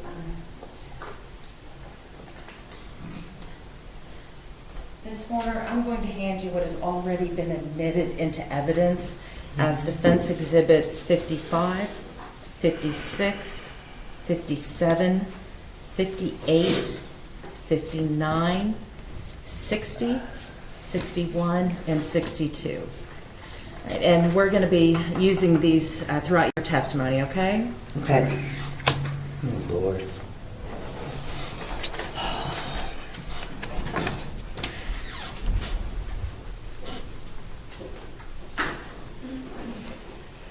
May I publish, Your Honor? Yes, ma'am.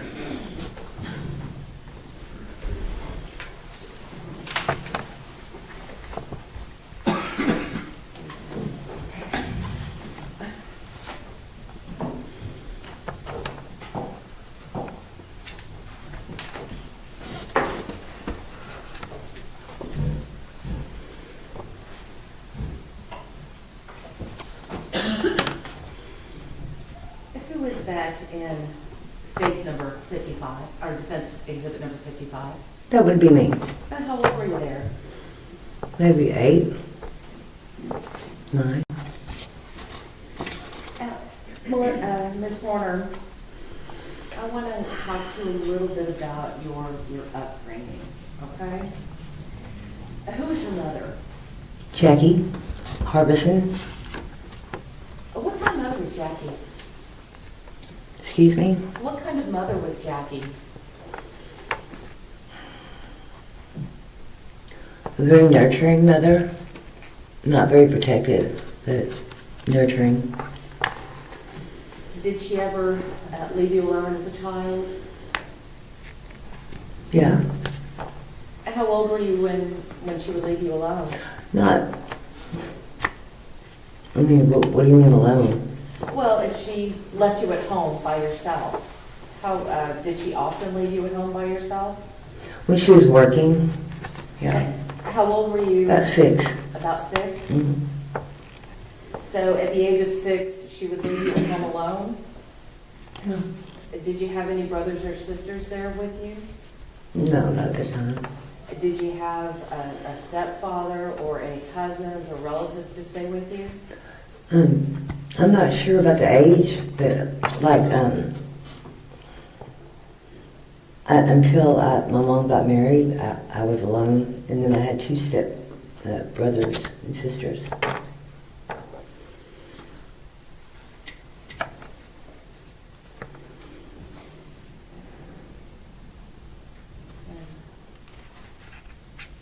May I have a moment, Your Honor? Yes, ma'am.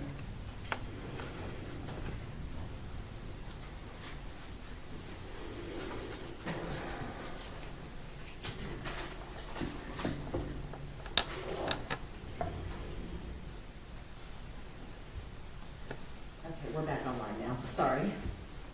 Okay, so, Ms. Warner, we were talking about your mother. You had said that she was nurturing, but not always. Do you feel that your mother met all of your emotional needs as a child? Objection, lady. I'll let her leave. Go ahead. And I'll repeat the question. Do you feel that your mother, Jackie, met all of your emotional needs? She tried. She's very young. She tried. I don't think I did, no. I don't think they were. She turned 16 the day after she had me, so, you know. So the child having a child? Right. And Ms. Horner, I want to talk to you a little bit about your father. Did your mother and father remain married after having you? No, ma'am, they didn't. And how old were you when they divorced? 1 year old. At some point, did your mother remarry? Yes. And how old were you when they remarried? 5 or 6. Did you like your stepfather? No. Why not?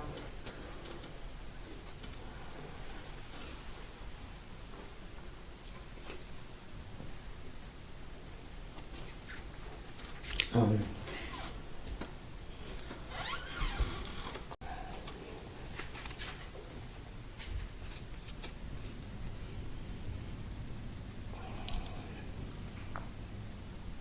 It's okay, Ms. Horner. Did your stepfather abuse you? yes. How did he abuse you?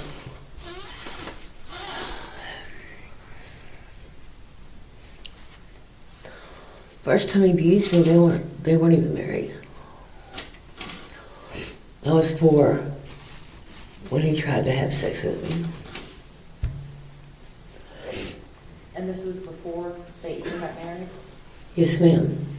Did you tell anyone? Yes, I did. Who did you tell? My mother.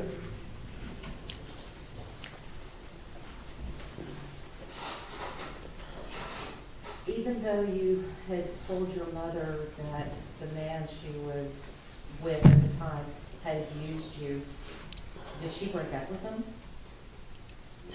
No, she didn't believe me. She didn't believe you? I think he told her because he had put something on a rag to make me pass out.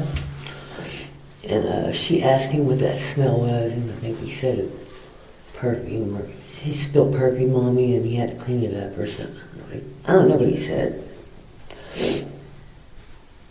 She believed him over me. And even though he abused you, did they still get married? Yes, ma'am. After they married, did the abuse stop? No, ma'am. Was the abuse constant through the marriage, or was it at different times? It was not constant. I think he felt lucky that I didn't die. And he quit for a while. So during the time that your stepfather was abusing you, did you tell your mother about it? Yeah. Yeah, I used to put,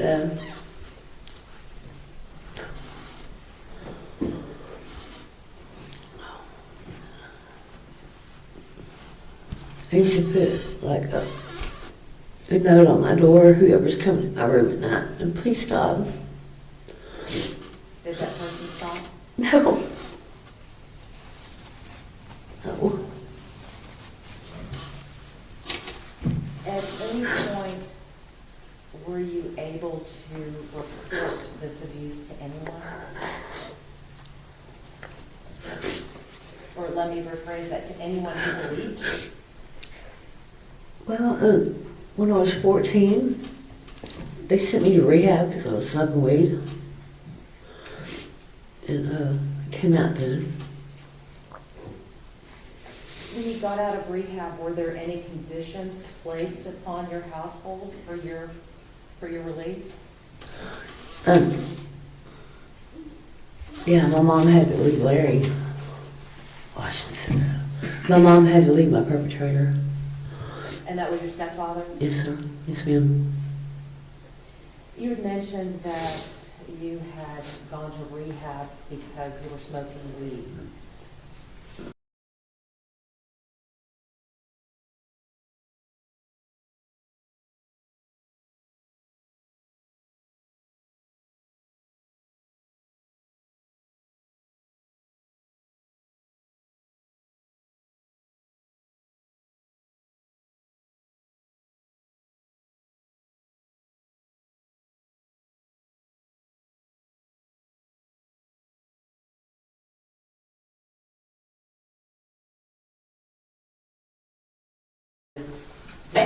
Smoking marijuana. I guess about 14. Were you using any other kinds of drugs? No, not at the time. You had mentioned that you had gone to rehab. While you were in the rehab, did you have any counseling related to the sexual abuse? Yes. Did that help? I don't remember. Probably not. And Ms. Horn, I want to fast forward a little bit. You had mentioned that you had dropped out of school. How old, or that you didn't finish school. How old were you when you dropped out? That's a lot of weed ago. I don't remember. I just don't. I'm sorry. There's a lot of things I don't remember. That's okay. Were you still a teenager? Yes. Without saying what your mother told you, how did she feel about you dropping out of school? I don't remember her saying anything. Well, after you dropped out, how did you earn a living?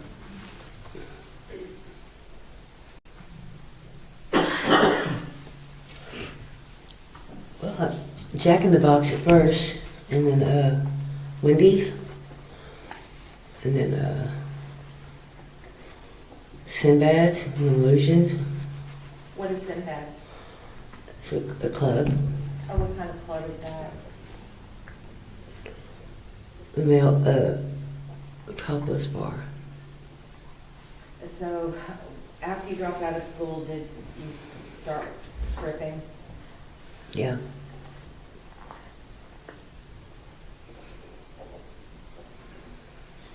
How'd you feel about that?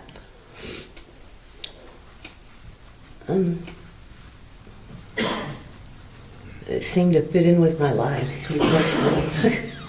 You know? I'm sorry? It seemed to fit in with my life, you know? That's what I think when you're abused at such a young age, it becomes a self-concept, you know, this is what I'm here for. I wish I hadn't. I really wish I hadn't, but I did. Now, did your mother ever discourage you from working in a strip club? No, I don't remember that either. She's not a bad mother. I don't want anything bad about my mom.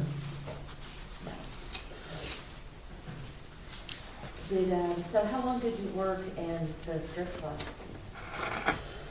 12 years. Till I turned 30. So if it was 12 years when you turned 30, you were about 17 or 18 when you started? Yes, ma'am. When you first started working in the clubs, was it easy for you to go up on that stage? Oh, no. No. Or what did you do to get up the courage to go up there? Drink. Drink heavily. Or what did you drink? Jack and Coke mostly. At any time did you have to use drugs in order to go up on the stage? Yes. What kind of drugs did you use during that period? Meth. Meth? Mm-hmm.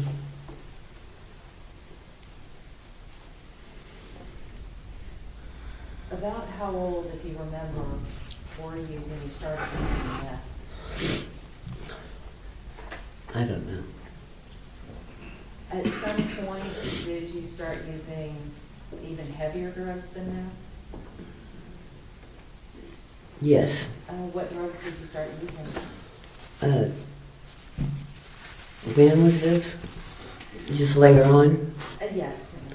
I mean, I've done everything. I mean, heroin. Is that your drug of choice? Yes. How long have you been using heroin? It was about 25 years.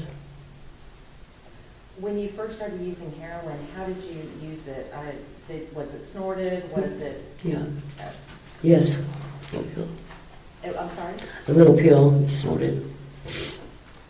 And did you ever start shooting heroin? Yes. When you started using heroin, how did that make you feel when you took it? A lot better. Mhm. Why do you say that? Because I have a movie that plays in my head every day.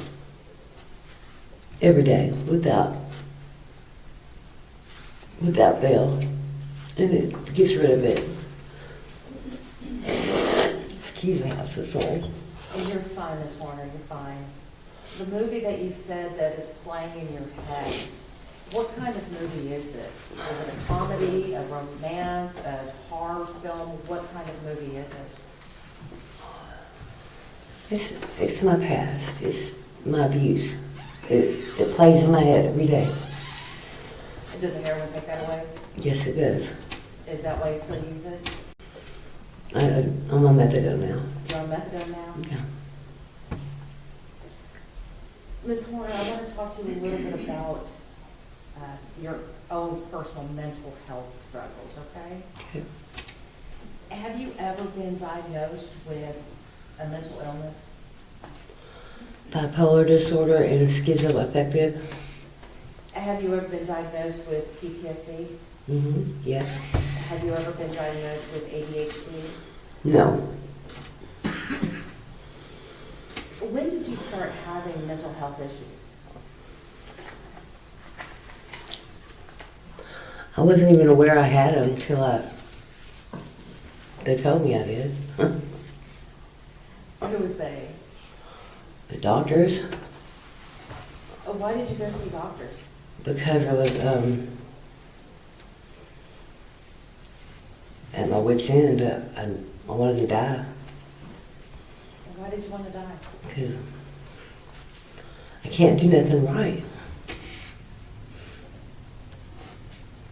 Ms. Horner, when you went to see the doctors and they diagnosed you with bipolar and schizoaffective, were you also prescribed any medications? Of course. Did they help? They seemed to for a while, but I don't believe in medicine like that. Did the medications, well, let me ask it this way. For you, and in your opinion, which helped you more? The medications that the doctors prescribed or the drugs that you were taking?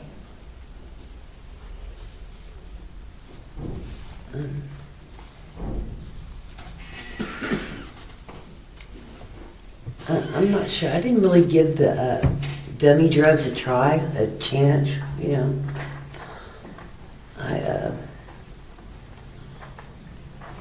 I really didn't. I didn't give it a chance. Well, Ms. Horner, you had stated that you felt that you were at your wit's end and that you couldn't do anything right. Did you ever attempt to take your own life? Yes, How did you do that? with heroin. Was it an intentional overdose? Yeah. Yes. And what happened after you had this overdose? They, I don't know. I was out, but I woke up in the hospital and left. Do you recall how old you were at the time? No, ma'am, I do not. I don't remember. I'm really terrible with dates, ages. Sorry. Was it before or after Tanner was born? After. Let's talk about Tanner for a moment, okay? Sure. Tanner's your son, is that right? Yes. Okay. Who's his father? Terry Horner. Was Terry Horner your husband as well? Yes, he was. Now, Ms. Horner, how did you two meet? In the bar I was working at, Sinbad at the time.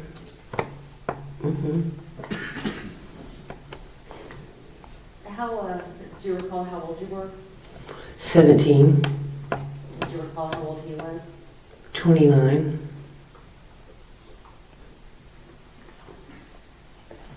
Tell the jury about the night that you and Terry met. What was that like?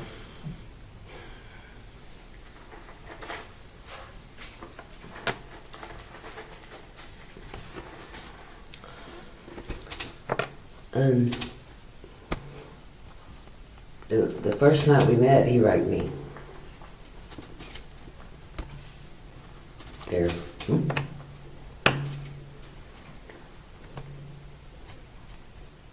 That night, did he ever hit you?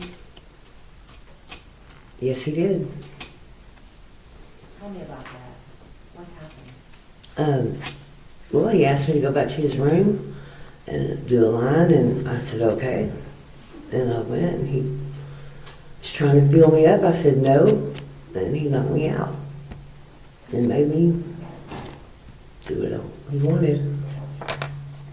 Now, in spite of the beating and the rape, did you still continue to see Terry? Yes, I did. I married him. So even though he beat you and raped you the first night that y'all met, you still fell in love with him? It wasn't love. But yeah, I married him. Well, why do you say it wasn't love? I mean, it goes back to what I thought I was about. Well, how old were you when you married Terry Warner? 19.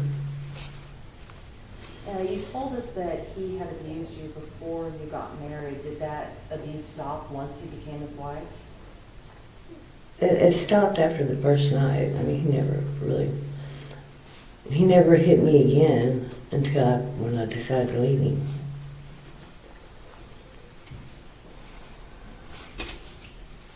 When you and Terry were married, did you ever do drugs together?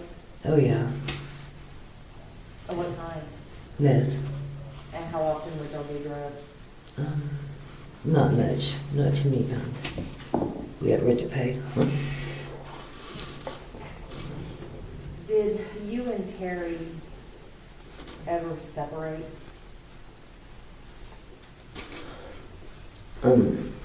Once, Did you ever divorce? once.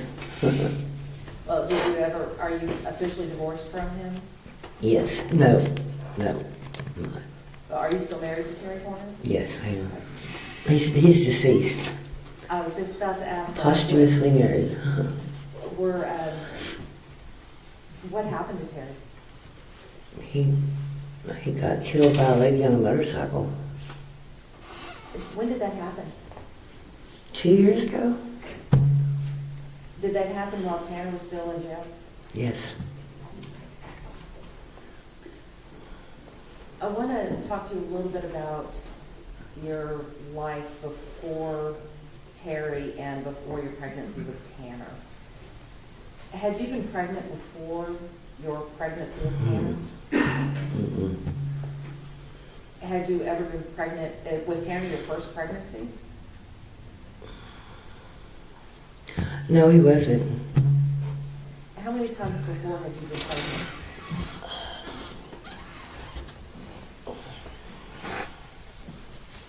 Is there anything I can refuse to answer? Do you want to rephrase? I'll move on. Okay. Thank you.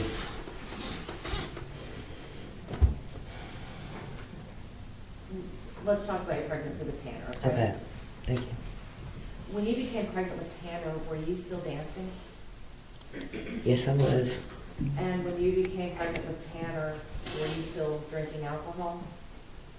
Till I found out I was pregnant. How far? But by that time, I was already like 8.5 weeks. So you didn't find out you were pregnant until about 8.5 weeks in? Yes, ma'am. And during that 8.5 weeks, you drank on a regular basis? Yes, I was. How often would you drink? I drank pretty heavily. Enough to get cirrhosis. You currently have cirrhosis? Yes, I do. Once you learned that you were pregnant, did you stop drinking? Yes. And why did you stop drinking when you found out? 'Cause I wanted my baby to be healthy. Now, before learning you were pregnant, did you smoke cigarettes? Yes. After you discovered you were pregnant with Tanner, did you stop smoking cigarettes? No. Or what about marijuana? Did you continue to smoke marijuana throughout your pregnancy? You know, I did a little bit because I was throwing up every day, and it helped. It helped with the morning It sickness? really did. And I hate to say that, but I did. Now, before learning that you were pregnant with Tanner, did you continue to use other drugs? No. So at the time that you found out you were pregnant, you were just smoking marijuana and drinking? Oh, no. Before I found out I was pregnant, So during that about 8 to 9 week period? yeah, I was doing everything. And what do you mean by everything? I mean, anything I can get my hands on. I mean, I didn't go out looking for it, but it was always coming into the club. And, it's not a good lifestyle. It's not. But I did try to stop whenever I found out I was pregnant. Once you found out that you were pregnant with Tanner, did you continue to work at the club? But I mean, just for like a couple more weeks. And I totally forgot to ask, but is Tanner your firstborn? Yes, Do you have any other children? yes. When was that child born? Not at birth date, but how long after Tanner was your second child? 10 years. So they're 10 years apart? Mm-hmm. All right, so let's talk about the birth of Tanner. Were you able to carry him to term? Past term. Past term, how late was he? It was like, he was 3 weeks and we still had to use Pitocin because an induce. He wasn't coming out. He set up shop. How long were you in labor the night that he was born? Wow, I think it was a little over 3 weeks. And then, no, it was a difficult pregnancy. When he actually decided to be born, were there any complications during that period? Well, yeah, he had gotten so big. I mean, I have a long torso, so I think that's why he had a lot of room to grow, but he had gotten so big that he ruptured, not ruptured, but tore a little leak in my sac, so I was leaking water. I went to the hospital and they sent me home. We'll come back in whenever. So then they had to keep him for 2 days because the infection that he said probably had because of that. He had a hard time coming out, so they put this thing on his head to pull him out. Not forceps. It was like a, Like a suction cup? yeah, kind of like it that. Mm-hmm. All right, so after Tanner was born and he's cleaned up, and he's wrapped up in his blanket and put in your arms, what were your first thoughts when you looked down into his face? He looks like his dad. Yeah. Were you happy to be a mom? Yeah. I was happy to have my kids. And why were you so happy to be a mother? It just changed everything from, wasn't about just me anymore.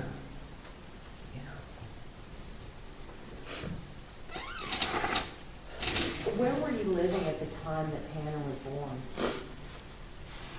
White settlement. Were you living with Terry? Were you living with your mother? Who were you living with? With Harry in White settlement. How long after you came home from the hospital with Terry? Well, let me ask it this way: Did he stay around? Did Yeah. Terry stay around? Yeah, he did. And how long? Couldn't get him to leave. I'm sorry. I couldn't get him to leave and get a job or anything. At some point, though, you two separated and broke up. How long after Tanner had been born did y'all break up? 2 years. 2 years.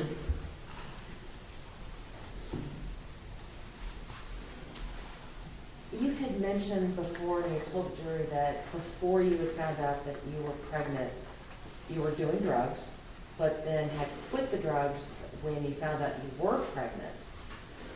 After Tanner was born, were you able to stay sober? I've never been able to stay sober. I mean, it's just the truth. Oh, how old was Tanner when you started using again?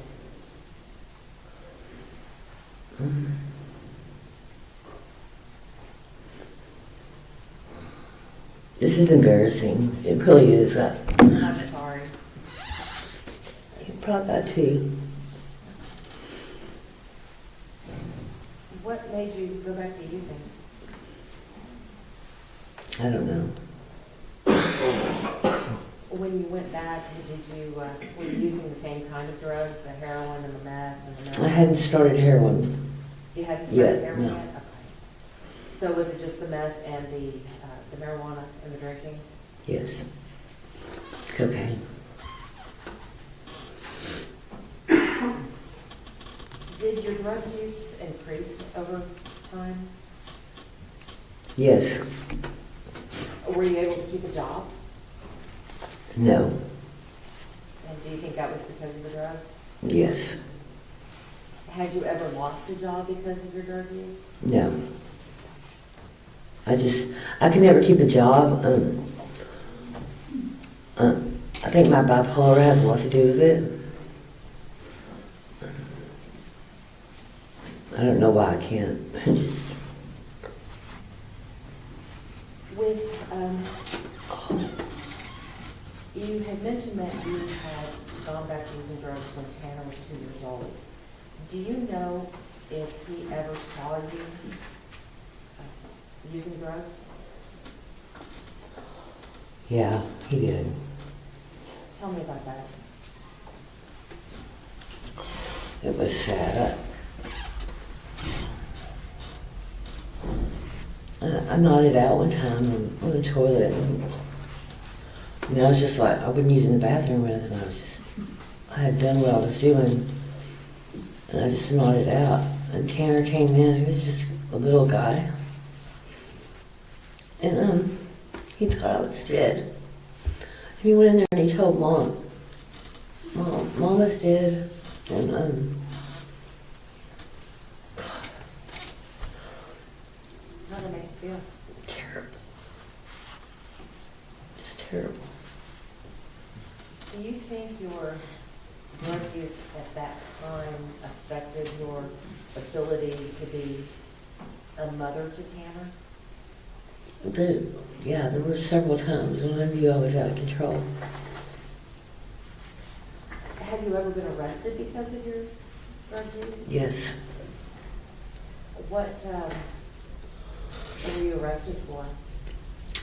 Drugs, prostitution. There's about no violent crimes. I've never victimized anybody. You mentioned that you were arrested for prostitution. How many times have you been arrested for that? I don't remember. Quite a few. Did you ever go to prison behind any of the drug charges? Yes, I did. Before going to prison, were you offered the ability to do any sort of rehab? Yeah, Judge, I went to Azle and Judge Carr put me in the Green Light Ministries.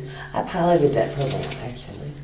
I'm sorry? I piloted that program. It was for women with mental health issues that want to get out of that way of life. So tell me more about that. What was Green Light about? What was it like?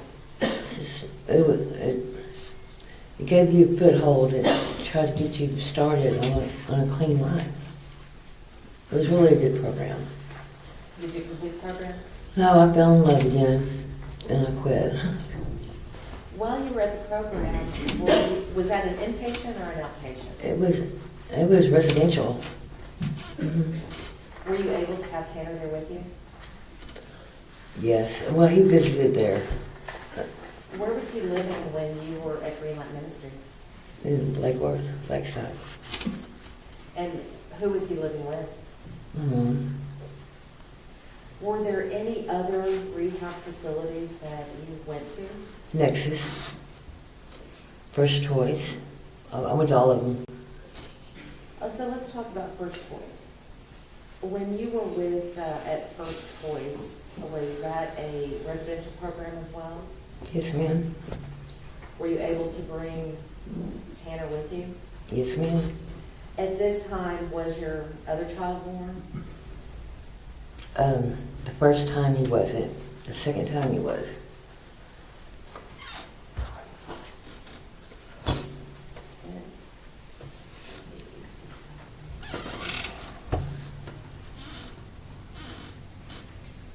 going to show you what has been admitted as Defense Exhibit 56.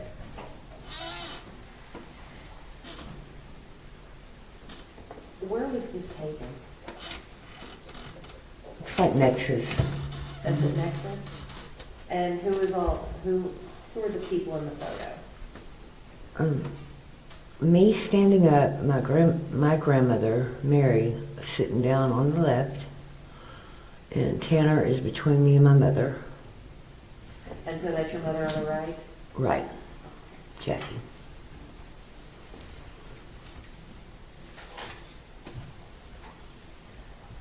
Ms. Warner, were you ever able to, in spite of all the times that you went to rehab, were you ever able to stay clean?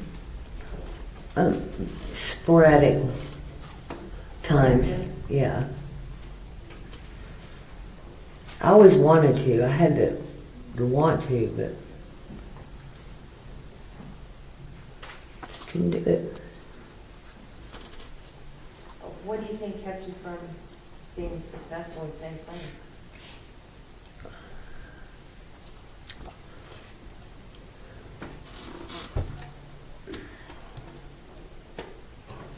I'm hard-headed, and I really am. And I don't take suggestions like I should. I need to go get some help and take a pill that they want me to take, but I have a hard time doing that. When you were at these rehab facilities, you had said that Tanner stayed with your mother. Some of them. Sometimes he went with me. How was your mom as a grandmother? We better ask Tanner that. Well, from what you could see, was she a good grandma? Yes. She loved Tanner? She spoiled him. I mean, both of them were just spoiled rotten. And even though you were in these rehab facilities, did you still try to be present as a parent in Tanner's life? Absolutely. How did you do that? I mean, if I wasn't there, I always made sure they had insurance and, had stuff. I always wanted them to be taken care of because, I wasn't taken care of as a child very well. And where I wasn't, I always wanted them to be. And that was with your mom? She was just really young. So for the times that you were able to spend with Tanner and your other son, and when you were able to stay clean, did you enjoy being a mom? Yeah, absolutely. What was your favorite part about being a mother? Like going to the park with my kids and hacky sack and frisbee. Melissa, Ms. Horner, I'm sorry. I want to show you what has been offered as Defense Exhibit 57. Who is this? It's me and Tanner. Do you know how old he was in this picture?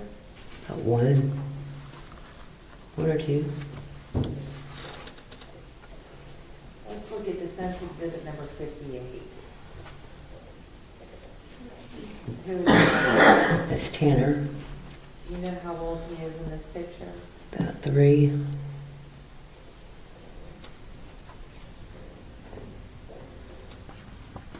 Defense Exhibit number 59. Who is that? That's Tanner. And about how old is he in this picture? Really, about 7. And what about Defense Exhibit number 60? Is that also Tanner? Yes. Know about how old he is there? 13, maybe. Now we have Defense Exhibit number 61. Can you describe what's going on in this picture? I'm giving him sugars, and my other son is watching. You mentioned your other son. Was Tanner excited to be a big brother?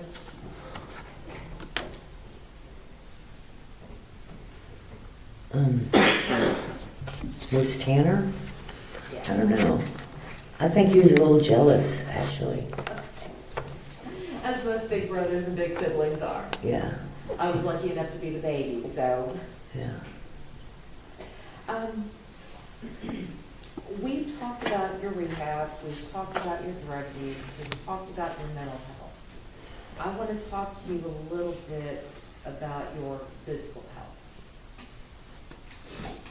You had said that you had had the neck surgery, but other than that, has your drug use caused you to have any other medical problems? Cirrhosis, for sure. Yeah. Were you, anything else? Have you recently been in the hospital for anything? Or have you had to go to the hospital for an extended period of time? Yeah, because of my neck. I was in there for 7 weeks.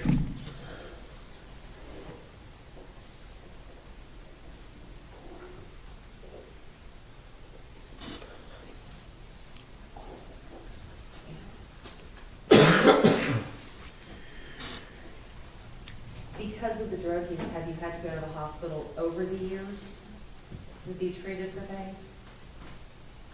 I don't remember that. No. Have you ever left the hospital against medical advice? Oh, yeah. Why's that? Probably because of pain management.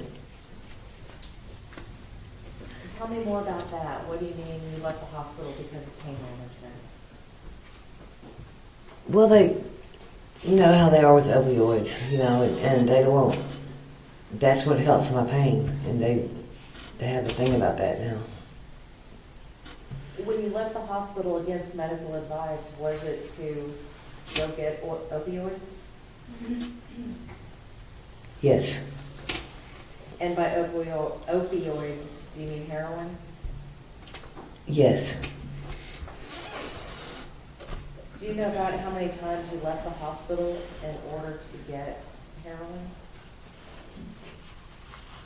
Like once, I think. And Ms. Horner, I want to switch gears again, and I want to talk a little bit about Tanner as a child, okay?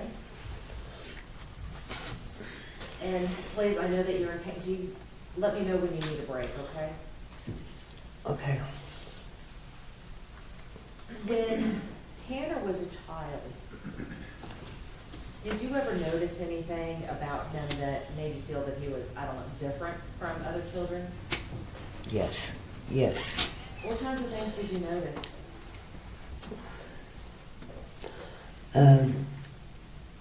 He didn't get along with, he wanted to get along with people, but they just weren't interested in having conversations with him. Having him around, it was sad to watch, very sad. They didn't like him at all.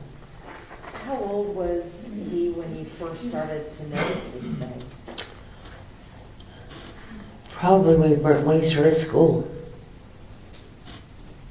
Did any of this cause you any concern? Oh, so sad to watch. What types of things would you see? I mean, he wouldn't say things like they did. He didn't talk the way they did. And it isn't like I could hear what they're saying, but you can tell by looking at their faces, they're like, he didn't know how to talk to them the way. Did you see him having this trouble with Yes. other people? How did it make you feel when you saw your son having such difficulty interacting with children his own age? I wanted to go get him help, see what's wrong. Did you go get him help? Yes, I did. What did you do? I took him over here to the Child Study Center, and I think they rigorously tested him for about 6 weeks, I think. And After they tested him, were they able to come up with a diagnosis? Asperger's syndrome. Did he have any other medical diagnoses during his childhood? Well, they would call it, they kept telling me it was ADHD, but it wasn't. They're always trying to treat him for something he didn't have.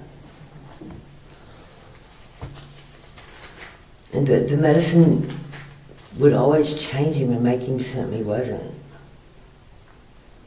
With the diagnoses that he received, did you try to get Tanner services? Yeah. What kind of services did you try to get him? Well, because he was struggling in school, and I didn't want him to lead like I did. And I would go to our meetings, and we set up a classroom, the classroom to where it was more of a learning experience for him. Were you able to get him any Social Security benefits? Yes. Your Honor, may we approach? Yes.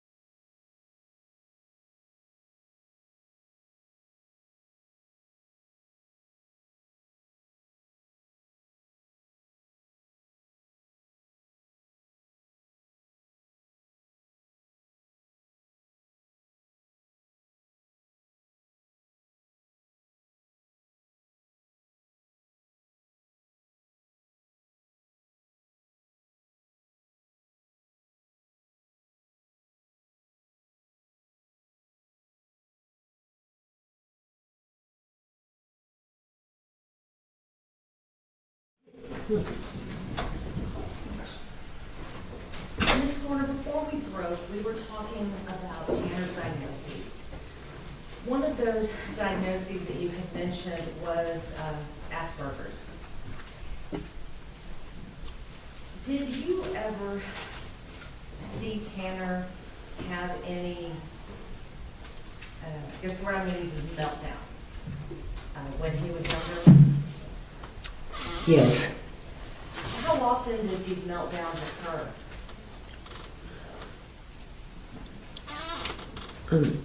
It would depend whether he could get his point across. Mm-hmm. He was having trouble communicating. Were the meltdowns his way of communicating? No, when he couldn't communicate. It was just my personal feeling. When he was having trouble communicating, he would melt down.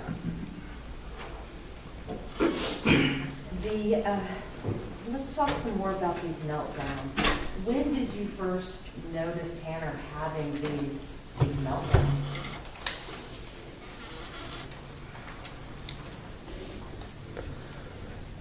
Well, I thought they were temper tantrums first, but it got so much more violent. He would, I'm sorry, go ahead. he would like punch himself in the head real hard. Oh, you said he punched himself in the head. Do you know if he ever punched himself out or lost consciousness because of that? Seems like he would, but no, he didn't. Okay. When he had these meltdowns, you said that you felt that it was his frustration with not being able to communicate. When he had the meltdowns and got angry, did he direct the anger towards anyone else, or was it always directed at himself?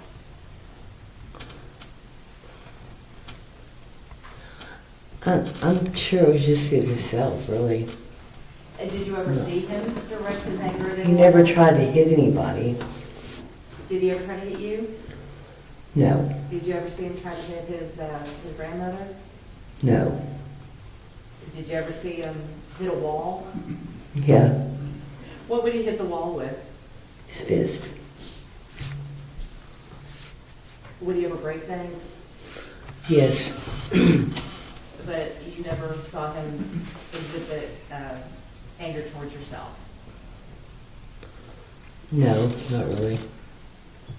At what age did he begin hitting himself in the head? That was after he was getting bullied in school. I'm sorry? When he started getting bullied in school, Tanner was bullied while he was in school? oh, terribly.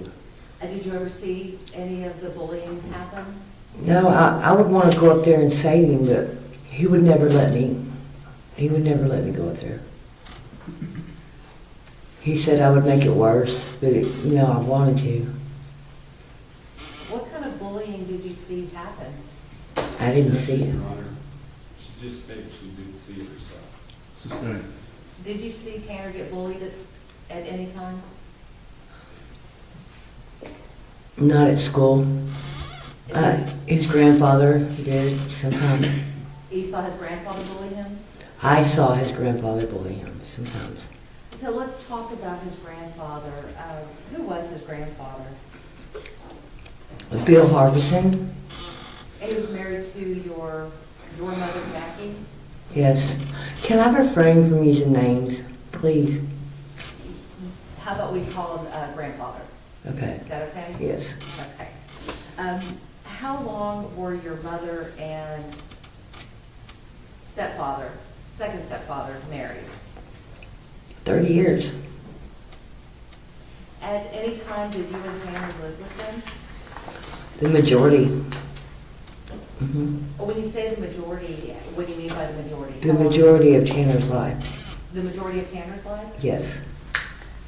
How did you, or why did you move in with your mother and stepfather? When I left Terry, I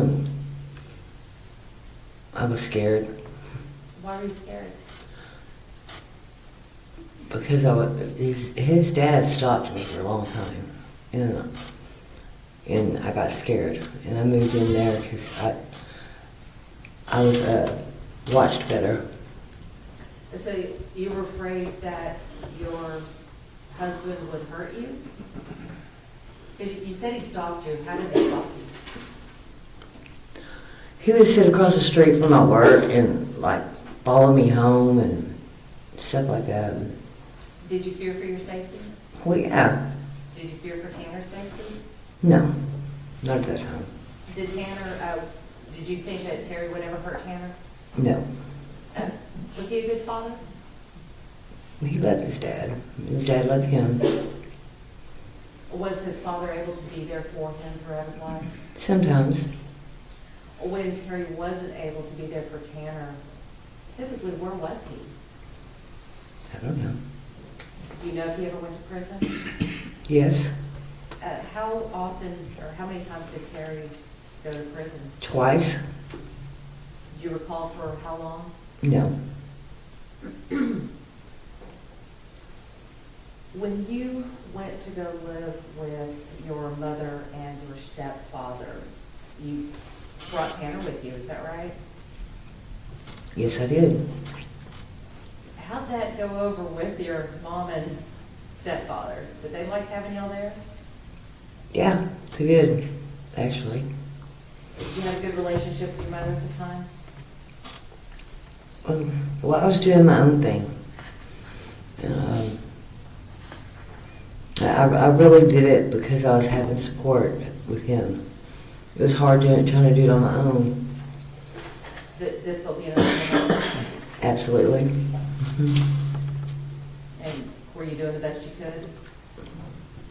Yes, but I could have done a lot better. I know that. Someone once said that it takes a village. Is that what you found with your mother and stepfather? Yes. So let's talk about your relationship with your stepfather. Did Which you- one? With the most recent one, Okay. when you were living with your mother and the stepfather, when Okay. Tanner was born. Is it okay if I call him Mr. Harbison? Without using first names? Just, yeah, go ahead. Okay. And whatever makes you more comfortable, I will address him whichever way. Go ahead. Okay. With, how was your relationship with Mr. Harbison?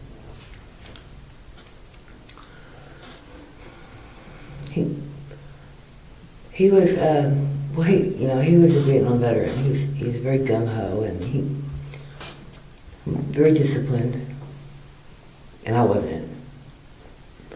How old were you at the time that you moved in? Well, when him and my mom got together, at first I was 17. And then when you moved back in with Tanner, how old were you? Probably about 20, 21, maybe. Did you and your mother's husband ever get into any arguments? Oh, yeah.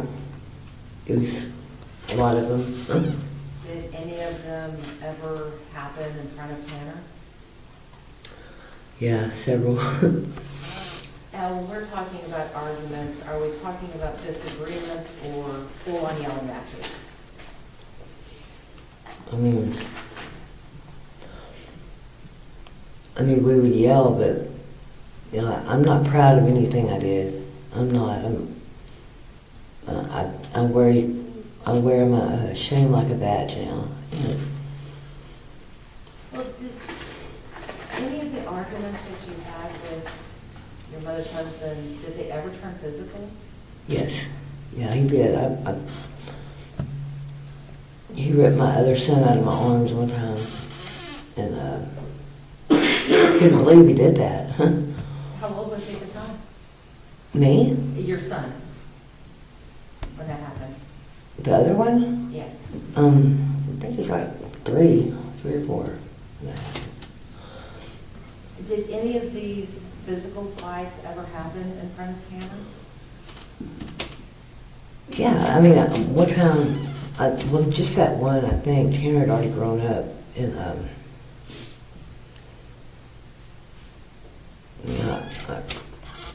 I'd never really had anybody take up for me before, you know. And Tanner's a pretty big guy, you know. Then he was growing, and Bill tackled me in the front yard. And he started to put his fingers in my eyes like that because he was mad at me, and he wasn't going to do that. All of a sudden, I feel Bill is pretty stout, and I feel him just get lifted off of me. I looked up, and Tanner had picked him up and picked him up off of me. I was like, wow. I have somebody taking up for me, but yeah, that's something Tanner shouldn't have seen as a child either. But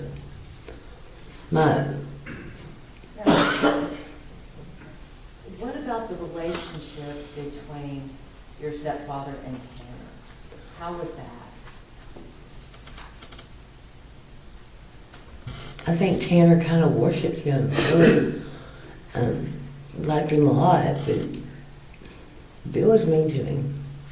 What do you mean by mean? How was Bill mean to him? That would be something you don't need to ask my mom. She knows more about that, so I'm gonna let my mom answer that. Did you ever witness any of it? No, not really.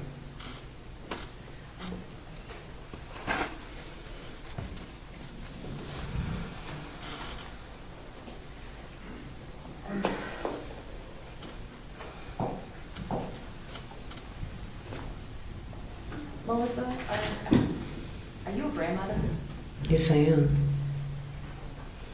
How many grandchildren do you have? Just one. And who is that? Well, we're not going to say names. Yeah, please. Is it a granddaughter or a grandson? Grandson, How old's your grandson? almost 4. Where's 4? Who is the father of your grandson? Tanner. Were you around when Tanner learned that he was going to be a father? Yes. How did he react when he learned that he was going to be a dad? He was very excited. And were you around when your grandson was born? Yeah, I was around. How did Tanner react when his son was born? He's just happy. I mean, everybody is when their babies are born. Based on your observations of Tanner and his son, did he look like he enjoyed being a father? He was a new father, you know, he'd never had a kid before, so he was scared. It scared him, you know, he was scared. What do you mean by scared? Like one day he goes, Mama, please come on. I need you to take the baby for a little bit. He was scared, I think, of hurting the baby.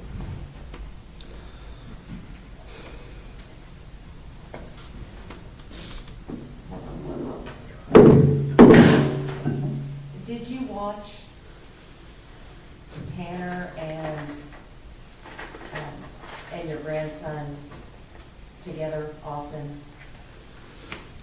No, I didn't get to see him very much because all this happened. Were there times when you did get to spend with your grandson? I got to spend a few days with him. Your Honor, I'd like to publish what has been admitted as defense exhibit number, I believe it was 58? 54, I'm sorry. Defense exhibit number 54. All right.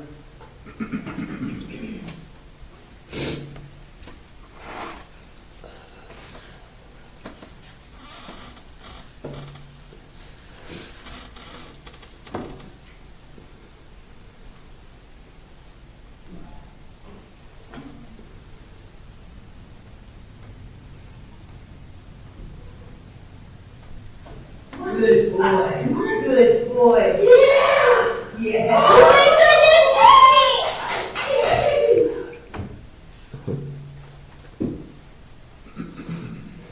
Melissa, what did we just see a picture or video of? His first steps. Was that you also in the video? Yes. I think Cassie was taking the picture. Who was Cassie? Sorry. Is that his girlfriend? Were Tanner and Cassie living together when this video was taken? Yes. At any time did Tanner and Cassie live in the same house with you or the same residence as you and your mom? Behind the residence. Yes. Did you have the opportunity to observe their relationship? Not really, no. He Did was you working ever- most of the time. He was working most of the time. And she had the baby, or the mom did. Now, leading up to November the 30th of 2022, do you know whether Cassie and Tanner had been having any problems in the relationship? Oh yeah, Tanner, before that, not long before that, actually, Tanner came up to me almost in tears. He said, "Ma, I don't know what to do. She's spending my money faster than I can make it." Did, without going into what Tanner may have said, did he have other concerns about their relationship?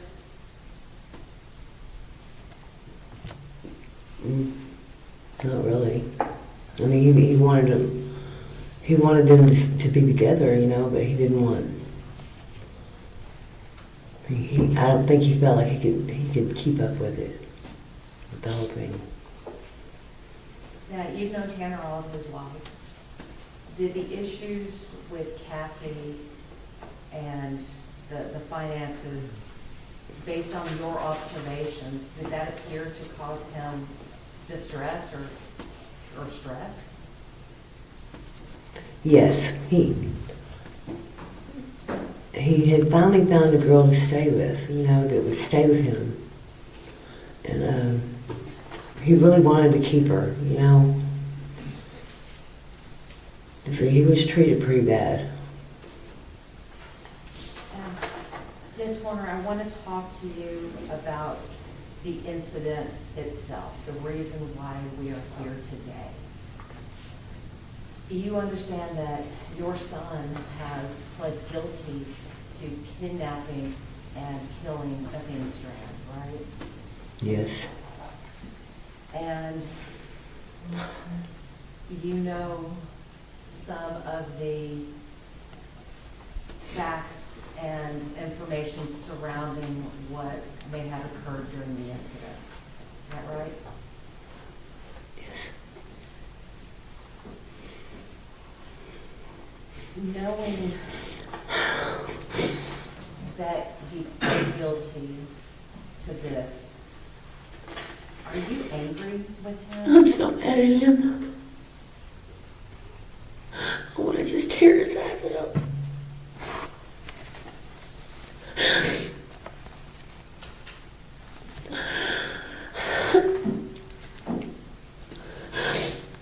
And She was just a baby.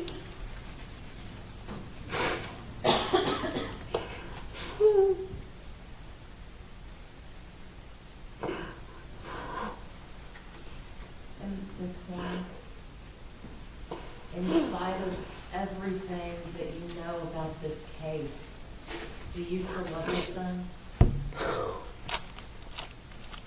Of course I love my son. I don't love who did that, though. I don't know who that was. Okay, Your Honor. You okay? Do you need to take a few minutes? I need to go bathroom just for a second.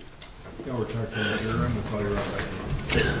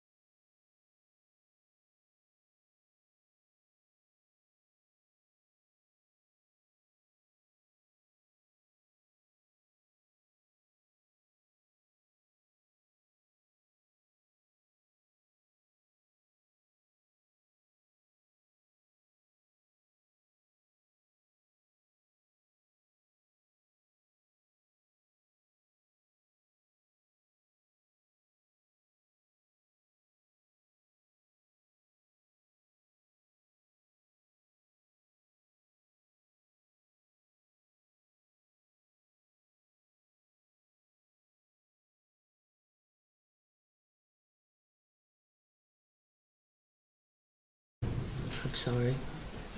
I'm so sorry. Back in February of last 2025,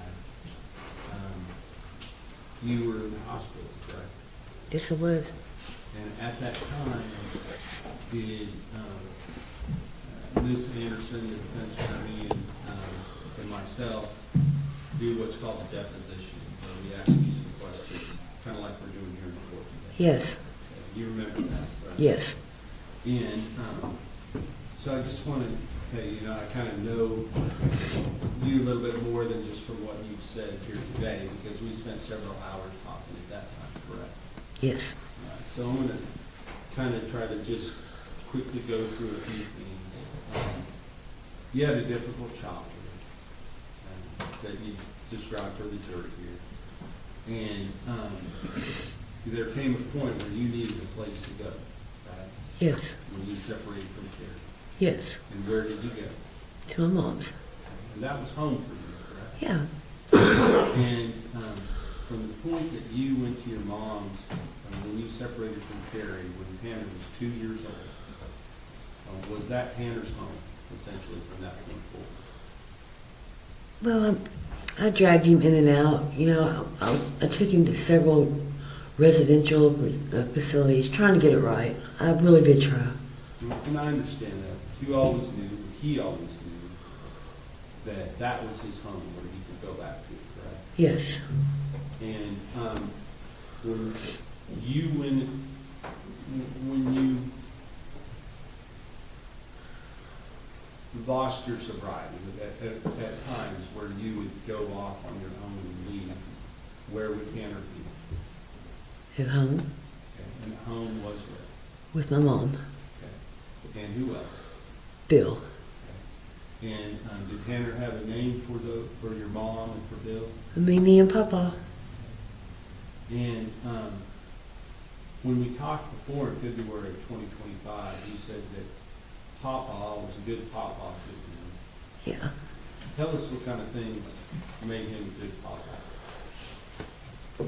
Well, he showed discipline, you know, took him fishing. Did you teach him how to do things? As far as I know, yeah. Mow the lawn, things like that? Yeah. Okay. Did he have expectations of him and of Tanner and your other son as well? Yes. And there were rules in the house that they had to follow. Yes.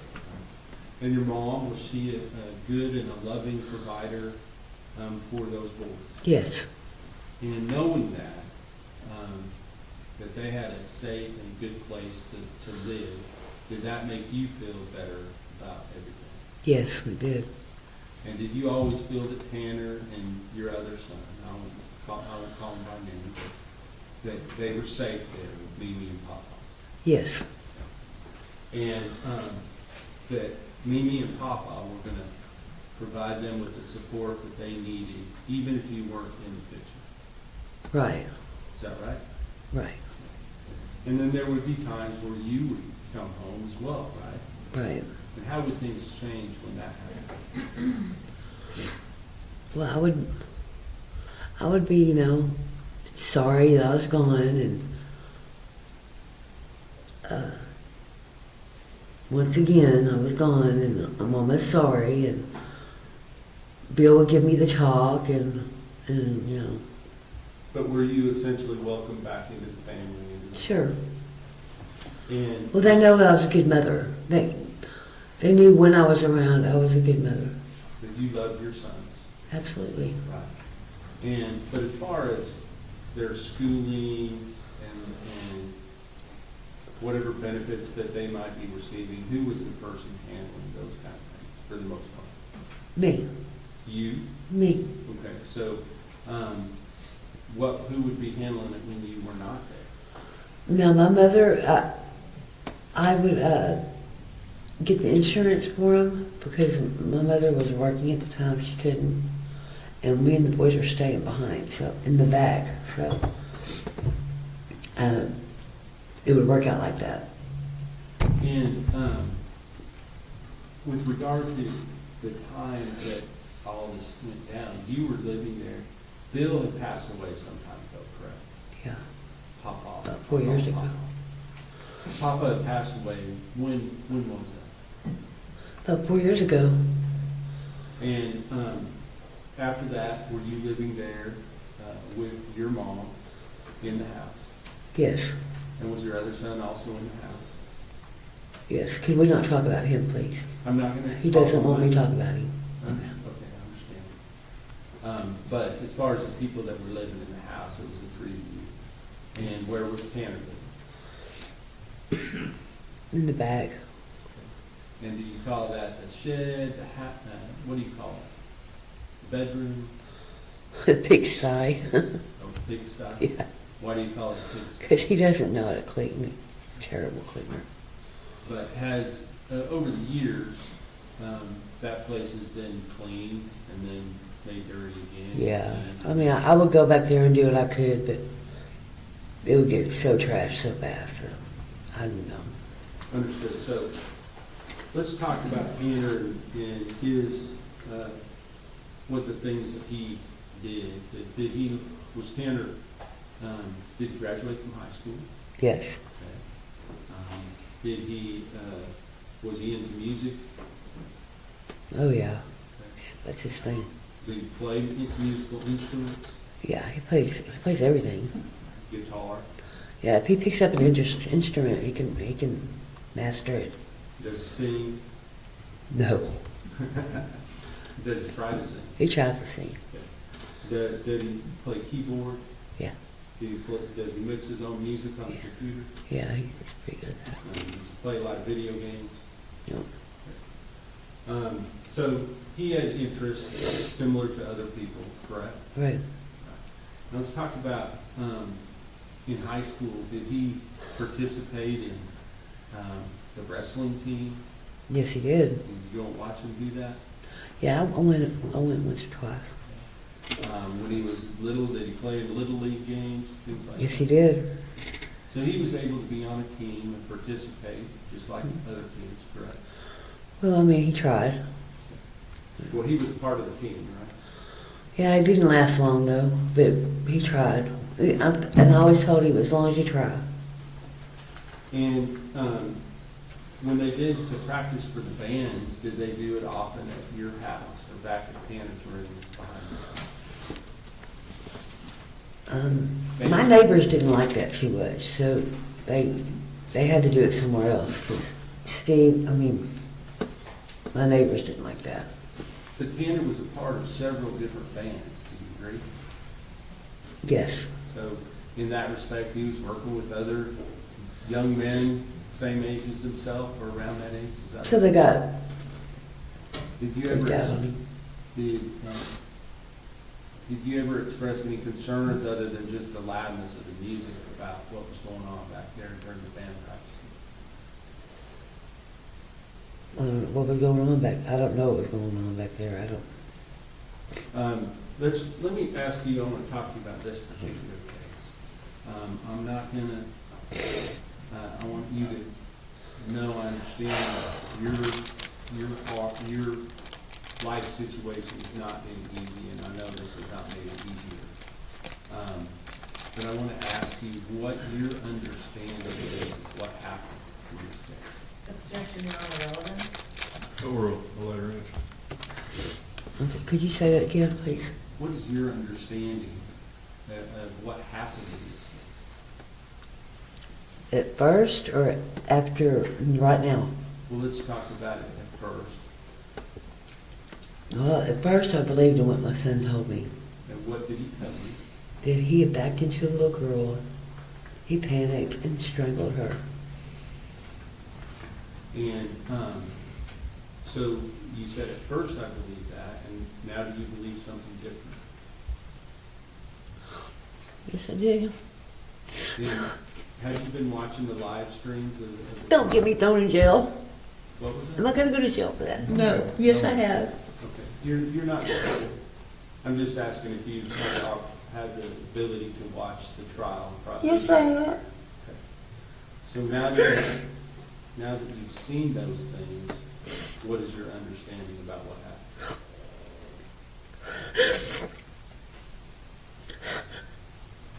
I don't know what to say. I'm so sorry. I'm so sorry. I don't know what to say. I'll pass it. Redirect. I'm sorry. Hang on just a minute. Redirect. Your Honor, I think This will just be excused. no, Judge. Hang on. You don't have to keep excusing. I need to go to the hospital, so can we finish? We're done. We're done. We're done with you. Okay, thank you. Okay.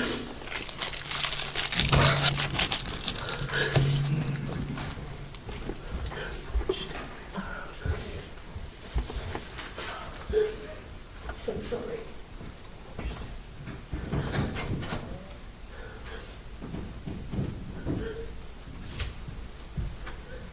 Who do you have next?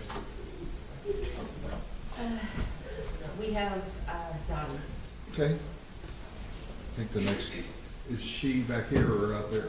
I believe she is in the back. I will check with. Yes, thank you.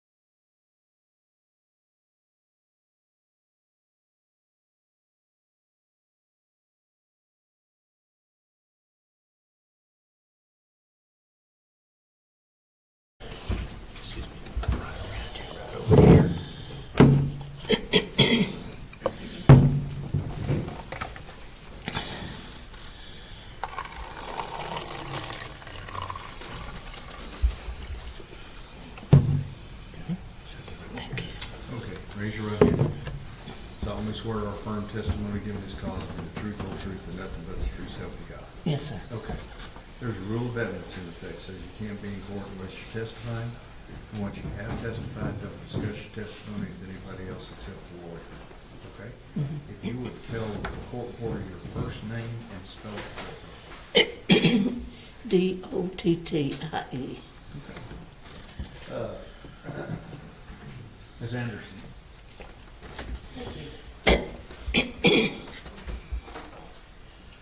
Good afternoon, Dottie. How are you doing?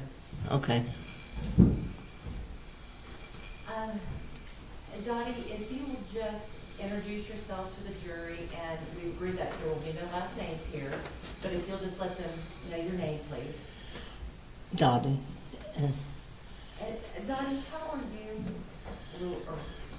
are you related to Tanner Horner? It's my brother's son's son, so that would be my brother's grandson. Does that make you his great aunt? Yeah, I'm his great aunt.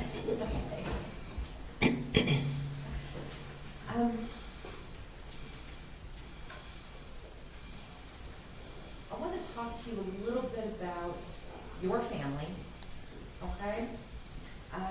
You said that Tanner is your brother's grandson. Who was your brother? Elmer Horner.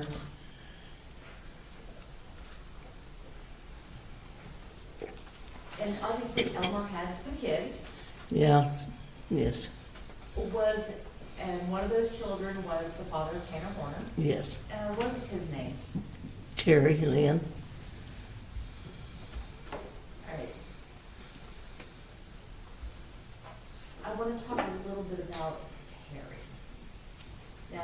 said that Terry is your nephew?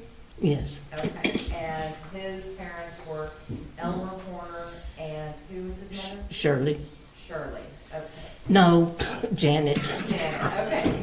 So let's talk a little bit about Elmer and Janet. Did Elmer and Janet stay married? His sister was 9 months old when they got separated. When they divorced, where did Terry go? Terry was pushed here, yonder, and yay. He had no home. He had no home? And so did he, after the divorce, who did he go live with? To start with my mother, she had all three of them. I took one of the girls. My mother kept the 9-month-old baby, and Terry went with my other sister for a little while, and he ended up in Ohio with his daddy and stepmother for a short period. It sounds like Terry and his siblings got shuffled around a lot. Well, Terry was the only one that really got shuffled because I kept Shauna, his sister, for years and sent her to school with my oldest daughter. Now, Dottie, based upon what you observed of Terry's childhood, did he appear to have a very stable one? Not hardly, And why do you say that? because he never had a home. At one time after he got grown, he was living in his sister's backyard in a building, storage building. Do you know if he ever had instances where he was homeless? Oh, yeah. But I don't, I couldn't take him in at that time because of the drugs. I didn't trust, Tell me more about that. What about the drugs? I just know he was on drugs and ended up in prison several times. And that was what it was about, was the drugs. Before Terry went to prison, do you know if he had any kids? I think he had several, and I never really got to meet them all. I'd see one or two here or there. But everybody, it was a big joke in the family of how many kids Terry had. And as we know, Tanner Horner was one of Terry's children, right? How old was, do you recall how old Tanner was when Terry went to prison? I really don't remember how old he was. I know he was just a baby, and I don't remember how many years because Terry was in prison several times for drugs, and the last time I know Tanner was 4 or 5 years old when he got out. Well, let's talk about when Terry got out of prison. When Terry got out of prison, where did he go live? My mother's, And what is your mother's first name? Ethel. So when Terry was released, he went to live with Ethel. Was there anyone else living with her at the time? No, just Was there anyone else that was taking care of her at the time? she had home health aid, and my daughter would go and take care of her too. Did you ever go and spend time with your mom? Oh, yes, every day nearly. Did you have the opportunity to interact and get to know Terry at all when he was living with your mother? Oh, yeah. Uh-huh. When Terry was living with your mother, did Tanner ever come visit? Every weekend. Every weekend. How was that? Was Terry happy to have him over there? Oh, yes, he was very happy. And Tanner was, he was running around and up and down and everything, into everything. Well, how was your mother? My mother didn't want me saying nothing to him because I was wanting him to calm down. And we're talking about Tanner, not Tanner, right? yeah. Well, Donnie, let me ask you, did your mom like having her son and Her grandson, yes. and great-grandson over there? Oh, yes. So let's talk about some of these visits. You said that Tanner was into everything. What did that look like around the house? He was a ringtail tutor, into everything, jumping up and down on beds, and I couldn't stand it. My mother wanted me to just be quiet, he's just here on weekends. You know, she didn't want me saying nothing to him. Do you know or recall how old Tanner was when he would come over? I really can't remember. I know he was 4 or 5 years old. He was just a little thing. And at that time, he was just a whirling dervish, Yeah, or I think Tasmanian devil. How's that? yeah, something. You said that he was into anything or into everything, but what kind of things would Tanner do when he was at your mother's house? I wasn't there all the time, but when I was there, he was just, you know, he'd run and jump and get into this and a normal, but the jumping up and down, and he would ignore it. You know, Terry would try to say something to him. I think it was because I was there. Well, That that it- kind of brought me to my next question. Was anybody able to control his behavior? Not that I seen him. So did he listen to Terry? Did he want? Did he listen to Terry? Did he mind him? Well, at that time, I felt like he wasn't. He did stop doing things, but he's going right back into it. Would he mind your mother? Mother didn't get on to him when I was there. I think because she wanted me to keep quiet with him. Did he mind you when you tried to talk to him? He would look at me, and, you know, he was kind of scared because I wasn't there all the time. I'd just come by for an hour or two when I got off work. How long did Terry stay with your mother? I'm not for sure. He would probably still been there but the apartment house she lived in, they had to put her in a hotel because they had to jackhammer her floor up for plumbing problems. And I think he went then to stay with his cousin, Bert. I can't remember. I think they're cousins. Yeah, they're cousins. It sounds to me like Terry and Ethel had a very good relationship. Oh, my mother wrote him every day he was in prison, every day. She loved her kids, grandkids, and great-grandkids. And how long did these visits between Terry and Tanner last? I mean, not how long was each visit, but did he come and stay with Terry every weekend? Every weekend. He was coming every weekend. Did those visits ever stop? Yeah. Oh, I'm so All sorry. right, you're all right, just let it play. I just don't know how to shut it off.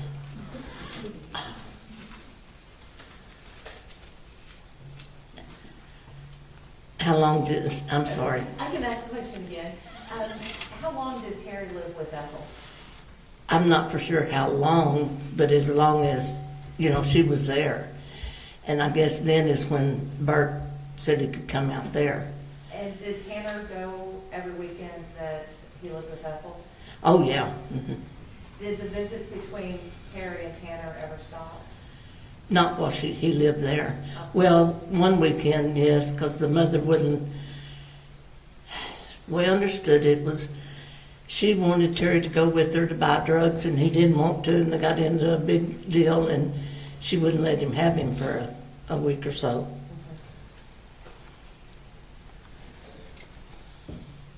Based upon what you observed between Terry and Tanner, did Terry appear to love his son? Oh, yes, yes. I know that he did. He really did.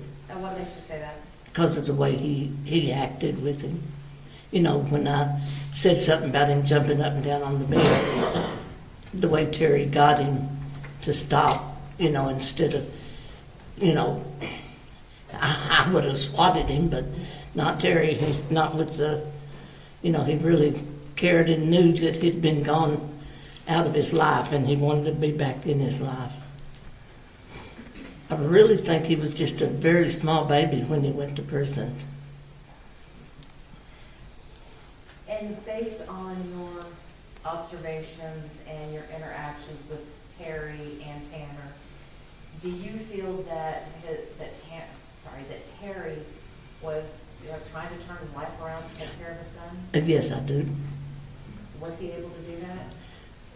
No, he wasn't. Okay. Yeah, no, Your Honor. Yes, ma'am.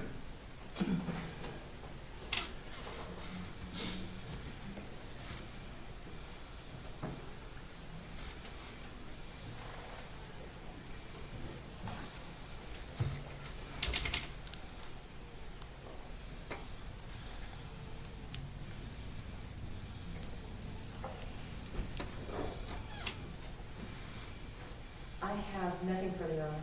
Cross-examination. No questions, Your Honor. May this witness be excused subject to any potential recall. No objections. No objections, Your Honor. Thank you, ma'am.